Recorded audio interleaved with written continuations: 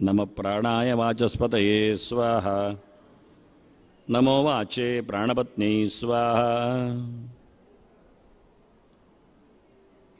ಪ್ರಾಣಸೂಕ್ತ ಚಿಂತಕರಿಗೆ ಮತ್ತು ವಂದನೆಗಳು.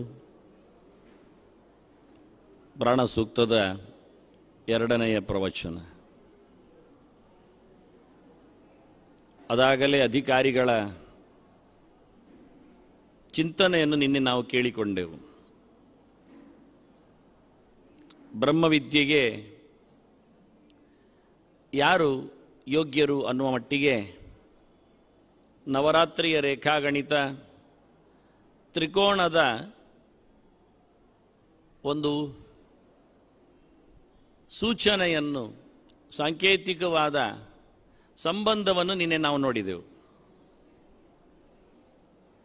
ಬ್ರಹ್ಮನಿಷ್ಠಾ ಬ್ರಹ್ಮಪರಾ ಬ್ರಹ್ಮಾನ್ವೇಷಮಾಣಾ ಅನ್ನುವ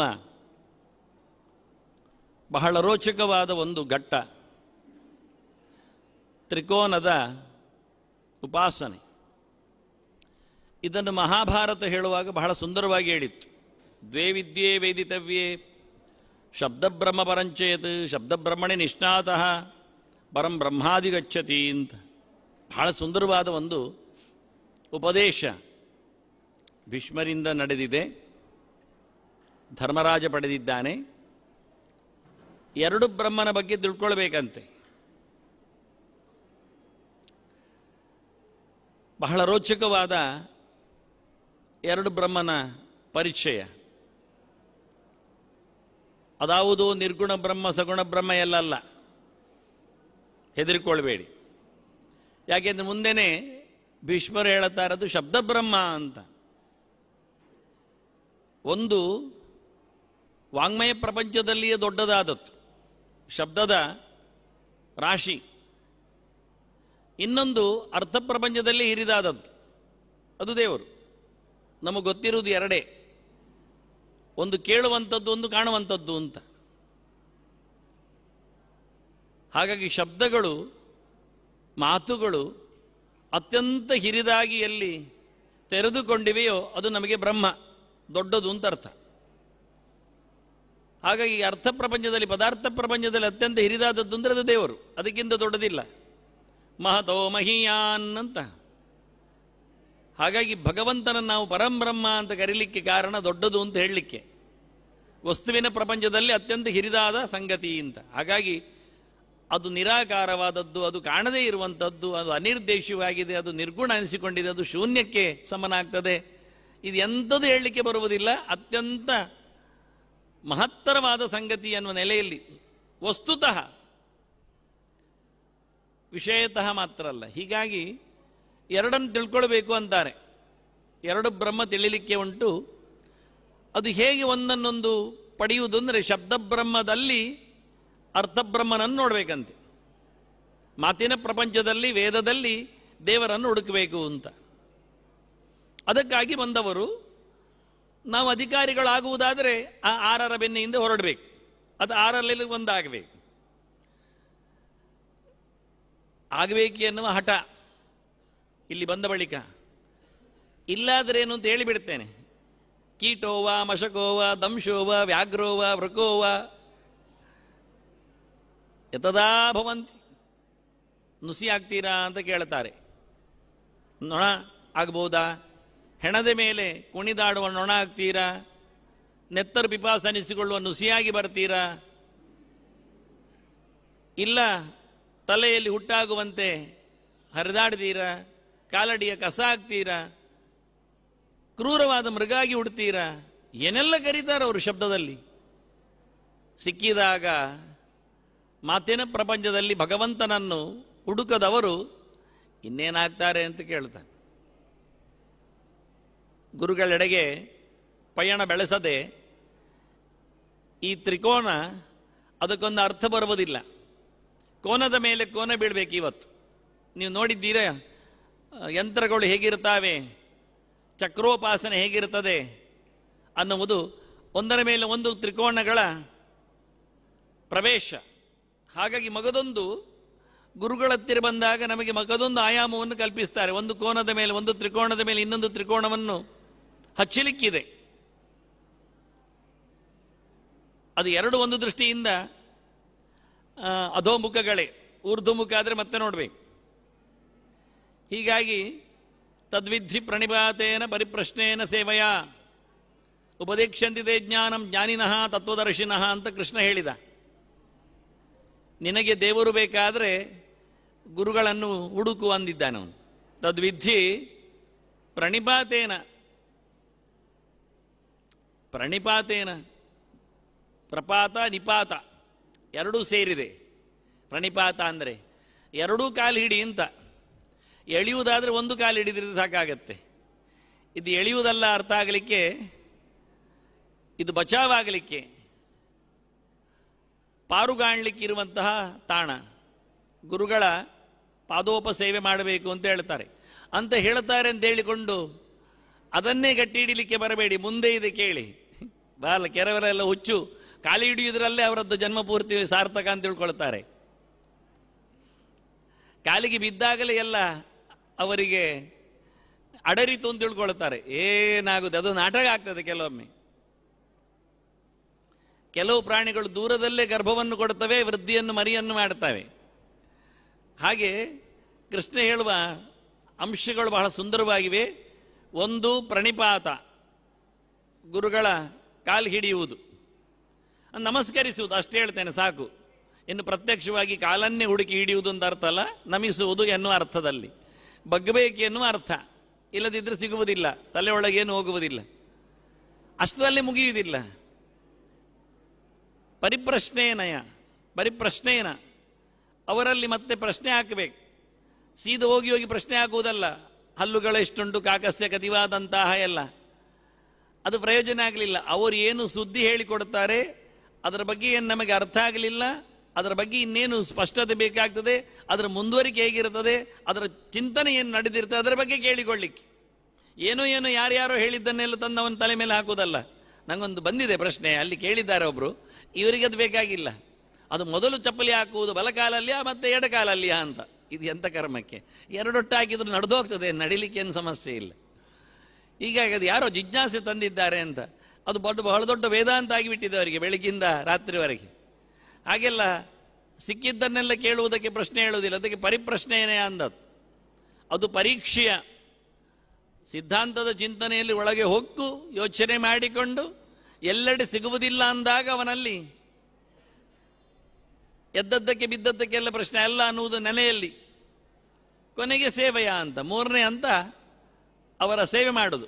ಗುರುಗಳ ಸೇವೆ ಅಂದರೆ ಅವ್ರಿಗೆ ಹೇಳಿದ್ದು ಮಾಡುವುದು, ಹೇಳದ್ದಲ್ಲ ಮಾಡುವುದಲ್ಲ.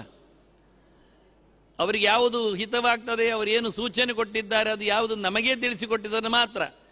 ಇದು ಇದ್ದ ಬಿದ್ದ ಅವರ ಮನೆಯೊಳಗೆ ಸೇರಿಕೊಂಡು ಎಲ್ಲ ಮಾಡಿಬಿಡ್ತೇನೆ ಅಂತೇಳಿ ಹಾಸಿಗೆ ಹಾಕುವ ಕೆಲಸವನ್ನೇ ಮಾಡಿಬಿಡುವುದು, ಕೊನೆಗೆ ಅವರ ಬಟ್ಟೆ ಬರೆಗಳನ್ನು ಸಹ ತಂದು ಕೊಡುವುದು, ಅದೆಲ್ಲ ಅಲ್ಲ. ಅಂದರೆ ಜನರಿಗೆ ಬಿಡಿಸಿ ಹೇಳಬೇಕಾಗ್ತದೆ. ಕೆಲವೊಮ್ಮೆ ಅವರು ಹಾಗೆ ತಿಳ್ಕೊಂಡಿರ್ತಾರೆ, ಸೇವೆ ಅಂದರೆ ಇದುವೇ ಅಂತ, ಸಿಕ್ಕಿದ್ದು ಭಾಗ್ಯ ಅಂತ ಹೇಳಿಕೊಂಡು. ಅಂತ ಅಧಿಕ ಪ್ರಸಂಗ ಮಾಡಲಿಕ್ಕೆ ಹೋಗಬಾರ್ದು. ನಾನಂತೂ ಯಾವುದೇ ಗುರುಗಳಲ್ಲಿಯೂ ಅಂತ ಅಧಿಕ ಪ್ರಸಂಗಕ್ಕೆ ಹೋಗಲೇ ಇಲ್ಲ. ನೀವು ಮಾಡಿದ ಕೆಲವರು ಹೇಳು, ನೀವೆಲ್ಲ ಮಾಡಲಿ, ನಾನು ಏನು ಮಾಡಿಲ್ಲ. ಅವರು ಹೇಳದ ಸಂಗತಿಯೆಡೆಗೆ ಒಂದು ಅರೆಕ್ಷಣವೂ ಸಹ ನಾನು ಕಣ್ಣೋಡಿಸಿದ್ದಿಲ್ಲ. ಅವರು ಹೇಳಿದ್ದನ್ನು ಅವರ ಪರೋಕ್ಷದಲ್ಲಿ ಮಾಡುವಂಥದ್ದು ಸೇವೆ, ಅವರ ಎದುರು ನಡೆಸುವಂಥದ್ದು ಪ್ರಣಿಪಾತ, ನಮಸ್ಕಾರ. ಇದು ಒಂದು ಪ್ರತ್ಯಕ್ಷ, ಒಂದು ಪರೋಕ್ಷ. ಪ್ರತ್ಯಕ್ಷದಲ್ಲಿ ಸೇವೆ ಇಲ್ಲ ಅಂತಲ್ಲ. ಮಹಾಭಾರತ ಬಹಳ ಸುಂದರವಾಗಿ ಹೇಳ್ತದೆ, ಗುರುಗಳ ಹತ್ತಿರ ಕೆಲಸ ಹೇಳಿದ ತಕ್ಷಣ ಅವನು ಹೋಗಬೇಕಂತೆ, ಅಲ್ಲಿ ನಿಲ್ಲುವುದಲ್ಲ. ಅದನ್ನು ಮುಗಿಸಿ ಬಂದ ತಕ್ಷಣ, ಹೇಳಿದ ತಕ್ಷಣ ಆಯಿತು ಅಂತ ಹೇಳಬೇಕಂತೆ. ಮೊದಲು ಹೇಳಿಕೊಡ್ತಾರೆ ಅವರು, ಮಾಡ್ತೇನೆ, ಪ್ರಯತ್ನಿಸ್ತೇನೆ ಹೇಳಬೇಕಂತೆ. ಆದ ಬಳಿಕ ಇದು ಮಾಡಿದ್ದೇನೆ ಅಂತ ಅವ್ರಿಗೆ ತಿಳಿಸ್ಬೇಕು. ಹೋಗಿಬಿಟ್ಟವು ಮತ್ತೆ ಬರುವುದೇ ಇಲ್ಲಲ್ಲ, ಅದು ಯಾವಾಗಲೂ ಆಗಿದೆ ಮತ್ತೆ ಹೋಗಿ ಮಲಗುವುದಲ್ಲ ಕೋಣೆಯಲ್ಲಿ. ಅದು ಕೆಲಸ ಆಯಿತು ಅಂತ ತಿಳಿಸ್ಬೇಕು. ಇನ್ನೊಂದು ಹೇಳಿದರೆ ಮಾಡಲಿಕ್ಕೆ ಆಯಿತು ಅನ್ನುವುದನ್ನು ಹೇಳಿಕೊಳ್ಳಬೇಕು ಎನ್ನುವುದೇ ಒಂದು ದೊಡ್ಡ ವಿಷಯ. ಇಲ್ಲಿ ಹೇಳದೇ ಎಲ್ಲ ಮಾಡಲಿಕ್ಕೆ ಹೋಗಿ ಅನರ್ಥ ಮಾಡಿಕೊಳ್ಳುವುದರಲ್ಲೇ ದೊಡ್ಡ ಸಂಗತಿ ಆಗಿದೆ. ಪ್ರಶ್ನೆ ಎನ್ನುವುದು ಪಾಠದಲ್ಲಿ ಬರುವಂಥದ್ದು, ಸೇವೆ ಪಾಠದಲ್ಲಿ ಬರುವುದಿಲ್ಲ. ಪಾಠದ ಹೊತ್ತಿನಲ್ಲಿ ಸೇವೆ ಮಾಡ್ತಾ ಕೂತ್ಕೊಳ್ಳುವುದಲ್ಲ. ಹಾಗಾಗಿ ಪಾಠ ಕೇಳುವಾಗ ಅವರಿಗೆ ಆಯಾಸ ಆಗಿದೆ ಅಂತ ಒಂದು ಬೀಸ್ತಾ ಕೂತ್ಕೊಳ್ಳೋದಲ್ಲ, ಅದು ಪಾಠ ಕೇಳಿದಾಗ ಆಗುವುದಿಲ್ಲ. ಅಲ್ಲ, ಬೀಸಿದಾಗೂ ಆಗ್ತದೆ, ಸೇವೆಯೇ ಆಗ್ತದೆ, ಪಾಠ ಆಗುವುದೇ ಅಲ್ಲ. ಅವ್ರು ಬೆವರಿಲ್ಲ, ಎಷ್ಟು ಬೇಕಾದರೆ ಬೆವತ್ತುಕೊಳ್ಳಿ, ಪರವಾಗಿಲ್ಲ. ಪಾಠ ಮುಗಿದ ನಂತರ ಬೇಕಾದ್ರೆ ಗಾಳಿ ಹಾಕು, ಅಂದ್ರೆ ಪಾಠದಲ್ಲಿ ಬರುವಂಥದ್ದು ಕೇವಲ ಏಕಾಗ್ರತೆ, ಪ್ರಶ್ನೆ, ಚಿಂತನೆ. ಇದು ಮೂರು ಒಂದು ಕೋಣ, ಈಗ ತ್ರಿಕೋನ. ಇದು ಮಗದೊಂದು ಮುಖ. ಇದು ಅದರಲ್ಲೇ ಇದೆ. ವೇದಾಂತ ಹೇಳಿದ ರಹಸ್ಯದಲ್ಲೇ ಈ ಮಾತು ಅಡಗಿದೆ. ಅಂದರೆ ಕೃಷ್ಣನ ಗೀತೆ ಅದು ಉಪನಿಷತ್ತು ಆಗುವುದು ಹೇಗೆ ಅಂತ ನೋಡಿ. ಈಗ ಷಟ್ಪ್ರಶ್ನ ವೈಸ್ವರ್ಸ್ ಗೀತೆ, ರಸಪ್ರಶ್ನ ಮತ್ತು ಗೀತೆ. ರಸಪ್ರಶ್ನದಲ್ಲಿ ಅಧಿಕಾರಿಯ ಬಗ್ಗೆ ಮಾತಾಡಿದಾಗ, ಅಂದರೆ ಇವತ್ತು ಇಲ್ಲೆಲ್ಲ ಗೀತೋಪನ್ಯಾಸಗಳಿಗೆ ಹೆಚ್ಚು ಒತ್ತು. ಅಂದು ನವರಾತ್ರಿ ಕಾಲದಲ್ಲಿ ಗೀತೆ ಬಾರದಿದ್ರೆ, ಅಂದರೆ ಗೀತಾಳು ಬಾರದಿದ್ರೆ ಮತ್ತೆ ಯಾರು ಬರುವುದು ಅಲ್ವಾ? ನವರಾತ್ರಿಯಲ್ಲಿ ಗೀತೆಯು ಅಂದರೆ ಯು ಹೇಳಿದರೆ ನಿಮ್ಗೆ ಅರ್ಥ ಆಗೋದು, ಗೀತಾಳು ಹೇಳಬೇಕು, ಆ ಖುಷಿ ಆಗುತ್ತೆ. ಗೀತಾಳು ಬಾರದಿದ್ರೆ ಏನು? ಬ್ರಹ್ಮನಿಷ್ಠಾ ಬ್ರಹ್ಮಪರಾ ಬ್ರಹ್ಮಾನ್ವೇಷಮಾಣಾ ಅಲ್ವಾ? ಬ್ರಹ್ಮ ಅನ್ವೇಷಣೆ ಅಂದರೆ ಅದು ಪರೀಕ್ಷೆ, ಪರಿಪ್ರಶ್ನೆ. ಭಗವಂತನ ಬಗ್ಗೆ ಕೇಳಿಕೊಳ್ಳುವುದು, ಹುಡುಕಾಡುವುದು. ಅದರಿಂದ ಪರಿಪ್ರಶ್ನೇನ ಅನ್ನುವ ಕೃಷ್ಣನ ಮಾತು ಅದು ಸ್ಪಷ್ಟವಾಗಿ ಬ್ರಹ್ಮಾನ್ವೇಷಮಾಣ ಅನ್ನುವುದನ್ನು ಇಟ್ಟಿದೆ. ಇನ್ನು ಸೇವೆಯ ಮತ್ತೊಂದು ಪ್ರಣಿಪಾತೇನ.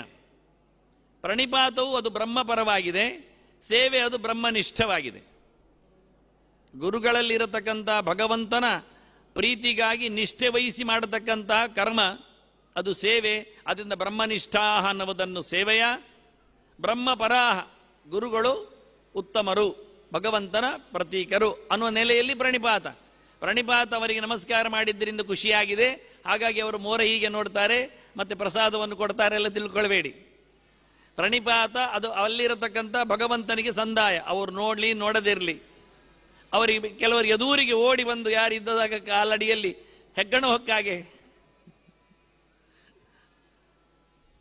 ಆದ್ರಿಂದ ಇದು ಮೂರನ್ನು ಉಪನಿಷತ್ತು ತೋರಿಸಿದಂತೆ ಬ್ರಹ್ಮನಿಷ್ಠಾ ಬ್ರಹ್ಮಪರಾಹ ಬ್ರಹ್ಮಾನ್ವೇಷ ಎಷ್ಟು ಸ್ಪಷ್ಟವಾದಂಥ ವೇದಾಂತದ ನುಡಿಯನ್ನು ಕೃಷ್ಣ ಬಿಡಿಸಿ ತೋರಿಸಿದ್ದಾನೆ. ಯಾರು ವ್ಯಾಖ್ಯಾನ ಬರಲಿಕ್ಕಾಗಿ ಗೀತೆಯಲ್ಲಿ ಹೋಗಲಿಲ್ಲ, ಅದಲ್ಲಿದ್ದು ಅಂತ. ಆ ಮೂರನ್ನೇ ಸೆರೆಹಿಡಿದ ಕ್ರಮ ಭಗವಂತ. ಇನ್ನೆಷ್ಟೋ ಬಗೆ ಇರಬಹುದು ಗುರುಗಳಲ್ಲಿ ನಾವು ಅಧ್ಯಯನ ಮಾಡಲಿಕ್ಕೆ, ಫೀಸ್ ಕೊಡಲಿಕ್ಕೆ ಉಂಟು, ಅದೆಲ್ಲ ಯಾವುದೂ ಅಲ್ಲ, ಅದು ಯಾವುದು ಇಲ್ಲಿ ಬರಲಿಲ್ಲ. ಹಾಗಾಗಿ ಮೂರನ್ನು ಹಿಡಿದುಕೊಂಡು ಬಹಳ ಸುಂದರವಾಗಿ ಅಧಿಕಾರ ಸಂಪತ್ತನ್ನು ಗುರುಗಳ ಹತ್ತಿರ ಅವನ ಯೋಗ್ಯತೆಯ ವ್ಯವಸ್ಥೆಯನ್ನು ತಿಳಿಸ್ತಾರೆ. ಹೀಗೆ 6 ಜನ ಬಂದಿದ್ದಾರೆ. ನಾವಷ್ಟು ಸಾಕು, ಇನ್ನು ಮುಂದೆ ಹೋಗುವ. 6 ಜನ ಬಂದವರನ್ನು ಮತ್ತೆ ಇವತ್ತು ನಾನು ಹೇಳುತ್ತೇನೆ ಅಂತ ಹೇಳಿದ್ದೆ ನಿನ್ನೆ ಹೇಳುವಾಗ, ಯಾರೋ ಗಮನಿಸಿರಬಹುದು. ಇಲ್ಲಾದರೆ ಮಗದೊಮ್ಮೆ ಯೂಟ್ಯೂಬಲ್ಲಿ ನಿನ್ನೆ ಹೇಳಿದ್ದನ್ನು ಒಕ್ಕಿದ್ರೆ ಸಿಗ್ತದೆ. ಇವರು 6 ಜನ ಬಂದಿದ್ದಾರಲ್ಲ, ಯಾರವರು ಮರೆತೋಗಿರಬಹುದು. ಸುಮಾರು ಸರ್ತಿ ಕೇಳಿದವರಿಂದ ನೆನಪಿರಬಹುದು. ಸುಕೇಶಾಚ ಭಾರದ್ವಾಜ, ವಾಜಮನ್ನಂ ಅಂತ ಅರ್ಥ, ಭರದ್ವಾಜ ಅಂತ. ಅನ್ನ ಉಂಡವನು ಅಂತ. ಎಲ್ಲರೂ ಉಣ್ಣುವುದೇ ಅನ್ನ, ಮತ್ತೆಂಥದ್ದು. ಆದರೆ ಇವನ ಅನ್ನ ಉಣ್ಣುವುದು ಸಾರ್ಥಕವಾಗಿದೆ ಅಂತ. ಮಾತು ಹಸನಾಗಿದೆ, ಮೌನ ಮುಪ್ಪುರಿಗೊಂಡಿದೆ, ಮನಸ್ಸು ಬಿಚ್ಚಿಕೊಂಡಿದೆ ಅಂತ. ಊಟ ಮಾಡಿದ್ದರಿಂದ ನಾಲಿಗೆ ಸ್ವಚ್ಛ ಆಗ್ತದೆ, ಮನಸ್ಸು ಹಗುರವಾಗ್ತದೆ, ಮಾತು ಶುದ್ಧವಾಗ್ತದೆ, ಎಲ್ಲ ಆಗ್ತದೆ. ಆದ್ದರಿಂದ ಭರದ್ವಾಜ ಅಂತ ಕರೆಯುವ ಮೂಲಕ, ಭಾರದ್ವಾಜನನ್ನು ಗಮನಿಸುವ ಮೂಲಕ, ಸುಕೇಶನನ್ನು ಹೇಳುವ ಮೂಲಕ ರಸನೇಂದ್ರಿಯದ, ವಾಗೀಂದ್ರಿಯದ, ಮಾತಿನ ಪ್ರಪಂಚವನ್ನು ಗಮನಿಸ್ತಾರೆ. ನಮಗೆ ಬೇಕಾದಿದ್ದು ಗಮನಿಸಿಕೊಳ್ಳಿ. ಮಾತು ಬಂತು, ಮೊದಲು ಬರಬೇಕಾದ ಸಂಗತಿ ಅದು. ಮುಂದಕ್ಕೆ ಹೋಗುವಾಗ ಎರಡನೇವ ನಾನು ಹೇಳಿಕೊಂಡದ್ರಿಂದ ಇನ್ನೂ ಸುಲಭ ಒಳಗೋದಂತ ಸಿಗ್ತಾರೆ ಇನ್ನು ಒಬ್ಬೊಬ್ಬರೇ ನಮಗೆ ನೋಡಲಿಕ್ಕೆ. ಶೈಬ್ಯಶ್ಚ ಸತ್ಯಕಾಮ, ಇವನು ಸತ್ಯಕಾಮ, ಸತ್ಯಕಾಮನೆಯವ. ಇಚ್ಛೆ, ಯೋಚನೆಗಳು ಅದು ಕಮ್ಮಿ ಇಲ್ಲದಷ್ಟು ತಲೆ ಖರ್ಚು. ಅಮ ಅಂದರೆ ವಿಪರೀತವಾಗಿ ತಲೆಯನ್ನು ಉಪಯೋಗಿಸ್ತಾನೆ ಅಂತ ಅರ್ಥ. ಹಾಗಾಗಿ ಮನಸ್ಸು ಪ್ರಧಾನವಾದ ವ್ಯಕ್ತಿ ಇವ. ವಾಂಗ್ಮನಃ ಆಯ್ತು, ಈಗ ಎರಡನೇದ್ದು ಬಂತು. ನಮಗೆ ಅವರೇ ತೋರಿಸಿರ್ತಾರೆ ಎಲ್ಲಿದೆ ಏನಿದೆ ಅಂತ. ಸಬ್ಜೆಕ್ಟ್ ನೋಡುವವರೆಗೆ ಗೊತ್ತಾಗ್ತದೆ. 2 ಜನ ಸೇರಿದ್ರಿ, ಈಗ ಒಂದು ಮಾತು ಸೇರಿತು. ಮಾತು ಬರಬೇಕಾದ್ರೆ ಅದರ ತವರು ಮನೆ ಮನ ಬಂತು. ಮನಸ್ಸು ಬಾರದೆ ಮಾತು ಬರುವುದಿಲ್ಲ, ಮನಸ್ಸಿಗೆ ಬಾರದೆ ಮಾತಾಗುವುದೂ ಇಲ್ಲ.